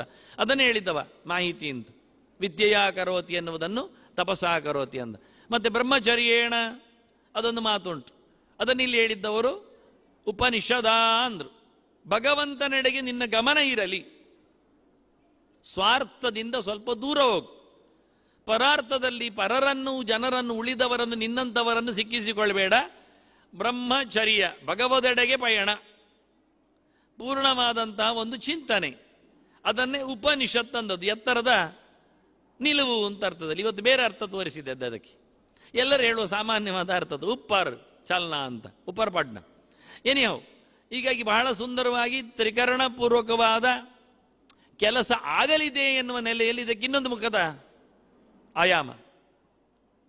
ತಪಸ ಬ್ರಹ್ಮಚರ್ಯೇಣ ಶ್ರದ್ಧೆಯ ಸಂವತ್ಸರಂ ವತ್ಸ್ಯಥ. ಇದು ಗುರುಗಳ ಮಾತು. 1 ವರ್ಷ ಇರಿರಿ. ಹೇಗಿರಬೇಕು? ನಿಮ್ಮ 3 ನನಗೆ ಕೊಡಬೇಕು. ಏನದು 3 ನಿಮ್ಮದು? ಮಾತು, ಮನಸ್ಸು, ಮೈ, ಮತ್ರಿ, ಮಕಾರದ 3 ವಸ್ತುಗಳು ಬೇಕು ನನಗೆ. ನೀವು ಮನಸ್ಸು ಕೊಡದಿದ್ದರೆ ಪ್ರಯೋಜನ ಆಗಲಿಲ್ಲ ಅಧ್ಯಯನದಲ್ಲಿ. ಮಾತು ಬರದಿದ್ದರೆ, ಅಂದರೆ ಕೆಲವೊಮ್ಮೆ ಗುರುಗಳು ನೀವು ಹೇಳ್ತಾ ಇರಿ, ನಾವು ಹೀಗೆ ಕಣ್ಮುಚ್ಚಿಕೊಂಡು ಕೇಳ್ತೇವೆ. ಅದು ಕಣ್ಣು ಮುಚ್ಚಿಕೊಂಡು ಯಾಕೆ ಕೇಳುವುದು? ಅದಲ್ಲಿ ನಿದ್ದೆ ಬಂದರೆ ಹಾಗೆ ಆಗ್ತದೆ, ಮುಂದುವರಿಲಿ ಅಂತ. ಮತ್ತಿದು ಯಾರಿಗೆ ಪನಿಷ್ಮೆಂಟ್? ಪ್ರಾಯಶ್ಚಿತ್ತ ಗುರುಗಳಿಗೆ. ನೀವೊಂದು ಹೇಳಿ ಮುಗಿಸ್ಬೇಕು ಸ್ವಾಮಿ ಸಾಯೋ ಮುಂಚೆ. ಇದು ಒಳ್ಳೆ ಕಥೆ ಆಯ್ತಲ್ಲ. ಅವರು ಸಾಯೋ ಮುಂಚೆ ಇವನ ಕಿವಿಗೆ ಹೇಳಿ ಮುಗಿಸ್ಬೇಕು. ಇದು ಶಿಷ್ಯನ ವಾತ್ಸಲ್ಯ ಜಾಸ್ತಿ ನೋಡಿಕೊಂಡ್ರೆ. ಅವರೆಲ್ಲ ರಿಟೈರ್ಡ್ ಆಗಿ ಇರ್ತಾರೆ. ಅವ್ರು ಯಾರು ಹೇಳಿರ್ತಾರೆ ಸಾಯೋ ಮುಂಚೆ ನೀವೊಂದು ಒಳ್ಳೆ ಗುರುಗಳ ಹತ್ರ ಪಾಠ ಕೇಳಿ ಸಾಯಬೇಕು ಅಂತ. ಅದು ಅವರ ಪೆನ್ಷನ್ ಸ್ವಲ್ಪ ಜಾಸ್ತಿ ಬಂದಿರ್ತದೆ. ಅಂದರೆ ಅವರಿಗೆ ಪೂರ ತಿನ್ನಲಿಕ್ಕೆ ಆಗುವುದಿಲ್ಲ. ಅದು ಅಂದರೆ ದೇವರು ಕೆಲವೆಲ್ಲ ಬ್ಲಾಕ್ ಮಾಡಿರ್ತಾನೆ ಕೆಲವು ಕಡೆ. ಆದ್ದರಿಂದ ಅದೊಂದು ಚೂರು ಕೊಡುವ ಯಾರಿಗಾದ್ರೂ ಅಂತ ಕಾಣ್ತದೆ. ಕೊನೆಗೆ 10 ಜನರಲ್ಲಿ ಕೇಳಿ ಕೊನೆಗೆ ಅವರಿಗೆ ಕೊಡುವ ಅಂತ ಕಾಣ್ತದೆ ಹೇಳಿ ಅದರಲ್ಲಿ ಕೆಲವೆಲ್ಲ ಲೆಕ್ಕ ಮಾಡಿ ಪಳ ನೋಟು ನೋಡಿ ಕೊಡ್ತಾನೆ ಪ್ರತಿ ತಿಂಗಳಿಗೆ ಅಂತೇಳಿ. ಇದೆಲ್ಲ ನಮೂನೆ ನಡೆಯುವುದಿದು ಲೋಕದಲ್ಲಿ ಬಹಳ ಸುಂದರವಾಗಿ. ಅವರಿಗೆ ಅದರಲ್ಲಿ ಸಂತೃಪ್ತಿ, ಅಂದರೆ ಪೂರ್ಣ, ಇನ್ನು ಸಾಯಲಿಕ್ಕೆ ಒಂದು ತೊಂದರೆ ಇಲ್ಲ. ಅವರು ಸರ್ವ ಮೂಲಗಳನ್ನೆಲ್ಲ ಅವರು ಈಗ ಬಾಚಿಕೊಂಡಿದ್ದಾರೆ ಅಂತ ಹೆಮ್ಮೆಯಲ್ಲಿ ಹೇಳಿಕೊಳ್ತಾರೆ. ಈ ನಮೂನೆ ಆಗಬಾರದು ಅಂತೇಳಿ ಅವನು ಬಹಳ ಸ್ಪಷ್ಟವಾಗಿ ಹೇಳುತ್ತಾನೆ, ನೀವು ಮಾತಾಡದಿದ್ದರೆ ನಾನು ಹೇಳುವುದಿಲ್ಲ ಅಂತ. ಇದು ನಮ್ಮ ಜ್ಞಾನಯಜ್ಞದಲ್ಲಿ ನಡೆಯುವುದಿಲ್ಲ. ಹಾಗೆ ಹೇಳಿದರೆ ಮತ್ತೆ ನಾನು ಮತ್ತೆ 1-2 ಜನ ಮಾತ್ರ ಇರ್ತಾರೆ. ನಾ ಸಂವತ್ಸರ ವಾಸನೆ ಪ್ರಭ್ರೂಯಾ ತಂದೆ ನಾನು. ವರ್ಷ ಕೂತ್ಕೊಳ್ಳಿದ್ರೆ ಯಾರಿಗೂ ಹೇಳಬೇಡ ಅಂತ. ಪ್ರಶ್ನೆ ಕೇಳುವುದಾದರೂ ವರ್ಷ ಬಿಟ್ಟು ಕೇಳಲಿಕ್ಕೆ ಹೇಳು. ಇವರು ಕೆಲವೆಲ್ಲ ಒಂದು ಪ್ರಶ್ನೆ ಇತ್ತು ಅಂತ ಮೊದಲೇ ಬಂದು ಹೇಳೋದು. ಅದರಲ್ಲಿ ಒಂದು ಪ್ರಶ್ನೆ ಇತ್ತು ಹೇಳುವುದಿಲ್ಲ, ಆ ಪ್ರಶ್ನೆಯ ಆಕಾರವನ್ನೇ ಹೇಳಿಬಿಡ್ತಾರೆ. ಯಾಕೆಂದರೆ ಮತ್ತೆ ಅವರು ಓಡಿ ಹೋಗೋದು ಬೇಡ ಅಂತ ಮೊದಲೇ. ಗಮ್ಮದಿರೋದು ಅಂದರೆ ಅವರು ಊಟ ಮಾಡ್ತಾ ಇರಲಿ ಅಥವಾ ಸ್ನಾನ ಮಾಡ್ತಾ ಇರಲಿ ಅಥವಾ ನಿದ್ದೆಗೆ ಬೇಕಾದರೂ ಹಾಸಿಗೆ ಒಳಗೆ ಹೋಗಿಕೊಂಡಿರಲಿ, ಇವರು ಬಿಡುವುದಿಲ್ಲ. ಇವತ್ತು ಬರಲಿಕ್ಕೆ ಹೋಗಿ ಮೊಬೈಲ್ ಬಹಳ ಸುಂದರವಾಗಿ ರಿಂಗಣಿಸ್ತದೆ ಎಲ್ಲೇ ಎಲ್ಲರಲ್ಲಿ. ಇವನು ಹೇಳ್ತಾನೆ ಕೇವಲ 1 ವರ್ಷ ಕೂತವನಿಗಲ್ಲ, ನಾ ಪ್ರವಕ್ತ್ರೆ ಪ್ರಬ್ರೂಯಾದಿತ್ಯಾಚಾರ್ಯ ಅಂತಾನೆ. ಹೇಳಿದ್ದನ್ನು ಮತ್ತೆ ಹೇಳದವನಿಗೂ ಹೇಳಬೇಡ. ನೋಡಿ ಗಮ್ಮತ್ತಿರುವುದಾಗಿ, ಹೇಳಿಕೊಟ್ಟದ್ದನ್ನು ತಿಳಿದು ಹೇಳುವಂತಿರಬೇಕು. ಕೇಳುವುದು ಮಾತ್ರ ಕತೆ ಅಲ್ಲ, ಒಂದು ಕೇಳ್ತೇನೆ ಅಂತ ಓಡಿ ಬರುವುದಲ್ಲ, ಕೇಳುವವ ಹೇಳುಗನಾಗಬೇಕು. ಆಯಿತು ಗುರುಗಳೇ, ನೀವು 1 ವಾರ ಹೇಳಿದ್ದೀರಿ, ಕೂತ್ಕೊಳ್ಳಿ, ನಿಮಗೊಂದು ವಾರ ನಾನು ಹೇಳ್ತೇನೆ. ಅದಲ್ಲ, ಅಧಿಕ ಪ್ರಸಂಗ ಆಯ್ತು. ಅದು ಅವರಿಗೆ ಹೇಳುವುದಲ್ಲ ರೀ, ಬೇರೆಯವರಿಗೆ ಹೇಳೋದು. ವಿಷಯ ಹಾಗೆ ಉಂಟು. ನೀವು ಕೇಳಿದ್ದನ್ನು ನೀವೇ ತುಂಬಿಸಿಕೊಳ್ಬೇಡಿ, ಮಗದೊಬ್ಬರಿಗೆ ಹೇಳಿ. ಇದು ಮುಖ್ಯ. ಕ್ಯಾಚುವನ್ ಎನ್ನುವುದು ಬೇಕು ನಮಗೆ. ಮನೆ ಮಂದಿಗಾದರೂ ಹೇಳಿ, ನಿಮ್ಮ ಮಕ್ಕಳಿಗಾದರೂ ತಿಳಿಸಿ, ನಿಮ್ಮ ಮಿತ್ರರಿಗಾದರೂ ಹೇಳಿ. ಬೇರೆಲ್ಲ ಸುದ್ದಿಯನ್ನು ಹೇಳ್ತಾರೆ. ಅಲ್ಲಿ ಅವ ಲಾಸ್ಟ್ ಮೂಮೆಂಟಲ್ಲಿ ಬಾಲ್ ಹಾಕಿ ರನ್ ತೆಗೆದದ್ದನ್ನೆಲ್ಲ 10 ಸತಿ ಇವರು ಕಮೆಂಟ್ರಿಯವನಿದ್ದಾನೆ, ಇವರು ಹೇಳ್ತಾ ಇರ್ತಾರೆ ಕೂತ್ಕೊಂಡು, ನಮಗೆ ಸಿಕ್ಕಿತು ಮಾರಾಯರೆ ಹೇಳಿಕೊಂಡೆಲ್ಲ. ಎಂತ ನಮಗೆ ಅಂದರೆ ಎಂಥದ್ದುಂಟು ಇಲ್ಲಿ? ನಿಮ್ಮ ದೇಶ ಅಂತ ಯಾರು ಹೆಸರಲ್ಲಿ ಕೊಡಲಿಲ್ಲ ಈ ಜನ್ಮದವರೆಗೆ, ಇನ್ನೆಂಥ ಕರ್ಮ ನೀವು ಬೊಬ್ಬೆ ಹೊಡೆಯುವುದು? ನಮ್ಮ ದೇಶ ಅಂತ ಹೇಳಿಕೊಳ್ಳುವಷ್ಟಾದರೂ ನಾವು ಗಟ್ಟಿಗರಾಗಿದ್ದೇವಾ? ಎಲ್ಲಿ ಆದರೂ, ಎಂದಾದರೂ, ಏಕಾದರೂ ಎಲ್ಲಿ ಉಂಟು? ಇವತ್ತು ಸತ್ಯ ಹೇಳ್ತೇನೆ, ನಾವೇ 60-70 ಆಚೆ ಇರುವವರೇ ಅಣ್ಣ ತಮ್ಮಂದಿರನ್ನೆಲ್ಲ ಹೊತ್ಕೊಂಡಿಲ್ಲ. ಅಂದರೆ ನಮ್ಮದು ಒಂಟಿ ಬದುಕಿದ್ದಾಗೆ, ಆಚೀಚೆ ಜನ ಇಲ್ಲ. ಇನ್ನು ನಮ್ಮ ಮುಂದಿನ ಪೀಳಿಗೆ ಎಲ್ಲಿ ಉಂಟು? ನಿಜವಾಗಿ ದೊಡ್ಡ ಸನ್ಮಾನ ಇನ್ನು 20 ವರ್ಷದ ನಂತರ ಏನು ಗೊತ್ತುಂಟ? ಅಣ್ಣ ತಮ್ಮಂದಿರಿದ್ದವರು ವೇದಿಕೆಗೆ ಬನ್ನಿ, ಅಕ್ಕ ತಂಗಿಯವರಿದ್ದವರು ವೇದಿಕೆಗೆ ಬನ್ನಿ ಅಂದರೆ ಯಾವನೊಬ್ಬನು ಬರುವುದಿಲ್ಲ. ಆಗ ಈಗಲೇ ಲೆಕ್ಕ ಎಲ್ಲಿದ್ದಾರೆ ಅಂತ. ಈಗಿನ 10-60-70 ತಲೆಮಾರಿನವರು ಬಿಟ್ಟರೆ, ಅವರಿಗಾದ್ರೆ ಅಕ್ಕ ನಮ್ಮಂದಿರು ಅಣ್ಣ ತಮ್ಮಂದಿರಿದ್ದಾರೆ, ಅವರನ್ನು ಬಿಟ್ಟರೆ ಇವತ್ತಿನ 10-20 ವರ್ಷದವರನ್ನು ಕರೆದು ಕೇಳಿ, ನಿನಗೆ ಅಣ್ಣ ಇದ್ದಾನೆ, ಅಕ್ಕ ಇದ್ದಾಳೆ, ತಂಗಿ ಇದ್ದಾಳೆ, ಎಷ್ಟಿದ್ದಾರಲ್ಲ ಕೇಳಿ. ಇಡೀ ಬೆರಳು ಮಡಿಸುವಷ್ಟು ಯಾರಿಗೂ ಇಲ್ಲ. ದೇವರಾಣೆ ಹೇಳ್ತೇನೆ, ಇವತ್ತಿರುವ 10-20 ವರ್ಷದವರಿಗೆ 1, 2, 3, 4, 5 ಬೆರಳು ಮಡಿಸುವ ಏನೊಂದು ಸಂಬಂಧದ ಒಡಹುಟ್ಟಿದವರಿಲ್ಲ, ಸೋದರರು ಸೋದರಿಯರು. ಇನ್ನೆಂತ ಹೇಳಲಿಕ್ಕೆ ಆಗ್ತದೆ? ಇನ್ನು ಮುಂದಿನ ಪ್ರಪಂಚ ನಮ್ಮದು, ದೇಶ ನಮ್ಮದು, ಏರಿಯಾ ನಮ್ಮದು, ಯಾವುದು ಹೇಳಲಿಕ್ಕಿಲ್ಲ. ಮನೆ ನಮ್ಮದು ಹೇಳಲಿಕ್ಕೂ ಆಚೀಚೆ ನೋಡಬೇಕಾಗ್ತದೆ. ಅಲ್ಲಿ ಚಂದ್ರ ಉಂಟ ಸೂರ್ಯ ಉಂಟ ನೋಡಬೇಕಾಗ್ತದೆ. ಯಾವ ಮಾರ್ಕ್ ಹಾಕಿದ್ದಾರೋ ಏನಾಗುತ್ತೋ ಗೊತ್ತಿಲ್ಲ. ಹೀಗಾಗಿ ಮೊದಲು ಆಗಬೇಕಾದಂಥ ನಿಯಮವನ್ನು ಹೇಳಿದ್ದ ಬಹಳ ಚಂದವಾಗಿ. ನಾವೆಷ್ಟು ಗಟ್ಟಿಗಾರಾಗಿರಬೇಕು, ನಮ್ಮ ಮನಸ್ಸು ಮತ್ತು ಮಾತು ಮಗದೊಬ್ಬರಿಗೆ ಹೇಳಿ ತಿಳಿಸಿ ಅವರನ್ನು ನಾವು ಇತ್ತ ಎಳಿಬೇಕು. ಹಾಗಾದರೆ ಮಾತ್ರ ಆಗುತ್ತೆ. ನಾವು ಮಾತ್ರ ಪಡೆದರೆ ಆಗುವುದಿಲ್ಲ. ಮಗದೊಬ್ಬರಿಗೆ ಹೇಳುವ ಕೆಲಸ ಮಾಡಿದರೆ ಒಳ್ಳೆಯದು. ಅದರಿಂದ 2ನೇದ್ದು ಮಾತು, 3ನೇದ್ದು ದೇಹ ದುಡಿಬೇಕು. ಅದರಿಂದ 3 ಅಂಶ ಹೇಳಿದ್ದಿಲ್ಲಿ. ತ್ರಿಕರಣಪೂರ್ವಕವಾದ ಸೇವೆ, ತಪಸ, ಬ್ರಹ್ಮಚರ್ಯೇಣ ಮತ್ತೆ ಶ್ರದ್ಧೆಯ. ತಪಸ್ಸಿನಲ್ಲಿ ಮತ್ತೆ ಬ್ರಹ್ಮಚರ್ಯದಲ್ಲಿ, ಬ್ರಹ್ಮಚರ್ಯ ಅಂದರೆ ದೇಹದ ದುಡಿಮೆ, ಒಳ್ಳೆ ನಿಗ್ರಹ. ಭಗವದೆಡೆಗೆ ಸಾಗಬೇಕಾದ್ರೆ ಯಾವ ಇಂದ್ರಿಯಗಳಲ್ಲಿಯೂ ಯಾವುದೇ ರೀತಿಯಾದ ಆಸೆ ಆಕಾಂಕ್ಷೆಗಳಿಗೆ ಲೌಕಿಕವಾದ ತೃಪ್ತಿಗಳಿಗೆ ಹೋಗದಂತೆ ಇರುವುದು, ಇದು ಒಂದು ದೃಷ್ಟಿಯಿಂದ ಬ್ಲಾಕ್ ಮಾಡಿದ ಹಾಗೆ. ಆದ್ದರಿಂದ ದೇಹವನ್ನು ದುಡಿಸಿಕೊಳ್ಳುವ ಬಗೆಯನ್ನು ಹೇಳಿಬಿಟ್ಟ. ತುಂಬ ಕಠೋರವಾದ ಕುದುರೆಗಳನ್ನು ಹಿಡಿಯುವ ವಿಷಯ ಇದು, ಕಟ್ಟಿಹಾಕುವ ವಿಷಯಗಳು. ಅತ್ತ ಇನ್ನೊಂದು ಮುಖ ಇದ್ದದ್ದು ತಪಸ ಅಂತ. ಒಳ್ಳೆ ಚಿಂತನೆಗಳು, ಮಾತು, ಮಾತಾಡಬೇಕಾದಲ್ಲಿ ಮಾತಾಡಬೇಕಾದ್ದು, ಮೌನ ವಹಿಸಬೇಕಾದಲ್ಲಿ ಮೌನ ವಹಿಸಬೇಕಾದ್ದು. ವೇದಾಂತದಲ್ಲಿ ಎರಡಕ್ಕೂ ಪ್ರವೇಶ ಇದೆ, ಎರಡಕ್ಕೂ ಉನ್ನತ ಸ್ಥಾನ ಇದೆ. ಆದ್ದರಿಂದ ಕೃಷ್ಣ ಹೇಳುವಾಗ 3 ಬಗೆಯ ತಪಸ್ಸಿನಲ್ಲಿ ಮೌನಕ್ಕೆ ಹೆಚ್ಚು ಒತ್ತು ಕೊಟ್ಟ. ವಾಂಗ್ಮಯಂ ತಪ ಉಚ್ಯತೆ ಅಂತ ಹೇಳಿಕೊಳ್ಳುವಲ್ಲಿ. ಹಾಗಾಗಿ ಒಂದು ಕಡೆಯಲ್ಲಿ ತಪಸ್ಸ ಅಂದರೆ ಮನನ, ಮೌನ. ಅತ್ತ ಬ್ರಹ್ಮಚರ್ಯದಲ್ಲಿ ಮೈ ಶರೀರದ ನಿಗ್ರಹ. ಅದರಾಚೆಗೆ ಶ್ರದ್ಧೆಯಲ್ಲಿ ಮಾನಸಿಕವಾದ ರೆಡಿ, ಸಮೃದ್ಧಿ, ಗಟ್ಟಿತನ, ಆಸ್ತಿಕ್ಯ ಬುದ್ಧಿ, ಒಪ್ಪಿಕೊಳ್ಳುವಂಥದ್ದು, ನಂಬುಕೆ, ದೃಢವಾದ ವಿಶ್ವಾಸ. ಹೀಗೆ ಶರೀರ, ಮಾತು, ಮನಸ್ಸು ಮುಪ್ಪರಿಗೊಂಡಲ್ಲಿ ತಪಸ ಬ್ರಹ್ಮಚರ್ಯೇಣ ಶ್ರದ್ಧೆಯ ಅಂತ ವತ್ಸ್ಯತ ಅಂದದ್ದು. ನಿಮ್ಮ 3 ಇಂದ್ರಿಯ ಇಲ್ಲಿರಲಿ, 3 ಒಂದೇ ಕಡೆ ಸೇರಿಕೊಳ್ಳಿ, ತ್ರಿಕರಣಪೂರ್ವಕವಾದ ಸೇವೆ ಆಗಬೇಕು ಅಂತಾನೆ. ಆದಾಗ ತ್ರಿಕರ್ಮಕೃತ್ತರ ತ್ರಿಜನ್ಮ ಮೃತ್ಯು ಅಂತ ಕೃಷ್ಣ ಹೇಳಿದ 3 ಕರ್ಮ ಆಗ್ತದೆ. ಕೃಷ್ಣ ಯಜ್ಞದಾನ ತಪಕರ್ಮ ಅಂದ. 3 ಕರ್ಮಗಳನ್ನು ಕೃಷ್ಣ ಗುರುತಿಸಿದ್ದಾನೆ. ಅದು ಯಾವುದು 3 ಅಂತ ಇದಕ್ಕೆ ಸಂಬಂಧಪಟ್ಟದ್ದು ತಿಳಿಸಿ ಮತ್ತೆ ನಾನು ಮುಗಿಸ್ತೇನೆ. ಮತ್ತೆ ನಾಳೆಗೆ ಚಿಂತನೆಯನ್ನು ನಂಬಿಸ್ತೇನೆ. ತಪಸ್ಸೇ ಇರುವುದರಿಂದ ಒಂದು ಶಬ್ದವನ್ನು ನಾನು ವಿವರಿಸಬೇಕಾಗಿಲ್ಲ, ಸುಲಭವಾಯಿತು. ಯಜ್ಞ ಅದು ಬ್ರಹ್ಮಚರ್ಯ. ಭಗವಂತನ ಚಿಂತನೆ ಎನ್ನುವುದೇ ಒಂದು ದೊಡ್ಡ ಯಜ್ಞ, ಸಮಾರಾಧನೆ. ಎಲ್ಲ ವಿಷಯಗಳನ್ನು ಆಹುತಿ ಕೊಡುವಂಥದ್ದು ಅದು ಯಜ್ಞ. ಯಜ್ಞದಲ್ಲಿ ಆಹುತಿಯನ್ನು ಕೇಳಿದರೆ ವಿಷಯಗಳ ಆಹುತಿ, ಇಂದ್ರಿಯಗಳ ವ್ಯವಸ್ಥೆ. ಹಾಗಾಗಿ ಸ್ವ ಆಹುತಿಯ ವ್ಯವಸ್ಥೆ ಯಜ್ಞ. ಇಲ್ಲಿ ವಿಷಯಗಳನ್ನೆಲ್ಲ ಒಂದೇ ಕಡೆಗೆ ಎಳೆದು ತಂದು ಎಲ್ಲೆಲ್ಲಿಗೋ ಇಂದ್ರಿಯಗಳು ಓಡದಂತೆ ಮಾಡುವಂತಹ ಒಂದು ಬ್ರಹ್ಮಯಜ್ಞ. ಆದ್ದರಿಂದ ಯಜ್ಞ ಮತ್ತು ದಾನ, ಸ್ವಾತ್ಮಾರ್ಪಣೆ, ತನ್ನನ್ನೇ ಭಗವಂತನಿಗೆ ಸಮರ್ಪಿಸಿಕೊಳ್ಳುವುದು, ಡೆಡಿಕೇಶನ್ ಒಂದು ದೃಷ್ಟಿಯಿಂದ ಗುರುಗಳ ಹತ್ತಿರದಲ್ಲಿ. ಆದ್ದರಿಂದ ಶ್ರದ್ಧೆ ಅದು ಸಮರ್ಪಣೆಯಲ್ಲಿ. ಹೀಗೆ ಯಜ್ಞ, ದಾನ, ತಪಸ್ಸು. ದಾನ ಅಂದರೆ ಯಾರದ್ದೋ ಕಿಸೆಯಿಂದ ತೆಗೆದು ಯಾವುದೋ ಕಾಣಿಕೆ ಡಬ್ಬಿಗೆ ಹಾಕುವುದಲ್ಲ. ಅದರ ಆಚೆಗೆ ನನ್ನನ್ನೇ ಶುದ್ಧ ವಿಷಯದೆಡೆಗೆ ಸಮರ್ಪಿಸಿಕೊಳ್ಳುವಂಥದ್ದು ಆತ್ಮಾರ್ಪಣೆಯ ಕಥೆ. ಹೀಗೆ 3 ಮುಖದ ತ್ರಿಕರಣದ ಜೊತೆಯಲ್ಲಿ ತ್ರಿಕರ್ಮದ ಚಿಂತನೆಯೊಂದಿಗೆ ಅವರನ್ನು ತರಬೇತಿಗೊಳಿಸತಕ್ಕಂತಹ 3 ಆಯಾಮಗಳನ್ನು ಗುರುಗಳು ಹೇಳಿದ್ದನ್ನು ಮುಟ್ಟಿದ್ದೇವೆ. ಅದರ ಬಗ್ಗೆ ಇನ್ನೊಂದು ತ್ರಿಕೋನವನ್ನು ಮತ್ತೆ ನಾಳೆಗೆ ರಚನೆಯೊಂದಿಗೆ ಚಿಂತನೆ ಮುಂದುವರಿಸುವ. ಮತ್ತು ವಂದನೆಗಳೊಂದಿಗೆ ಶ್ರೀಕೃಷ್ಣಾರ್ಪಣಮಸ್ತು. ನಾರಾಯಣ ನಾರಾಯಣ ನಾರಾಯಣ.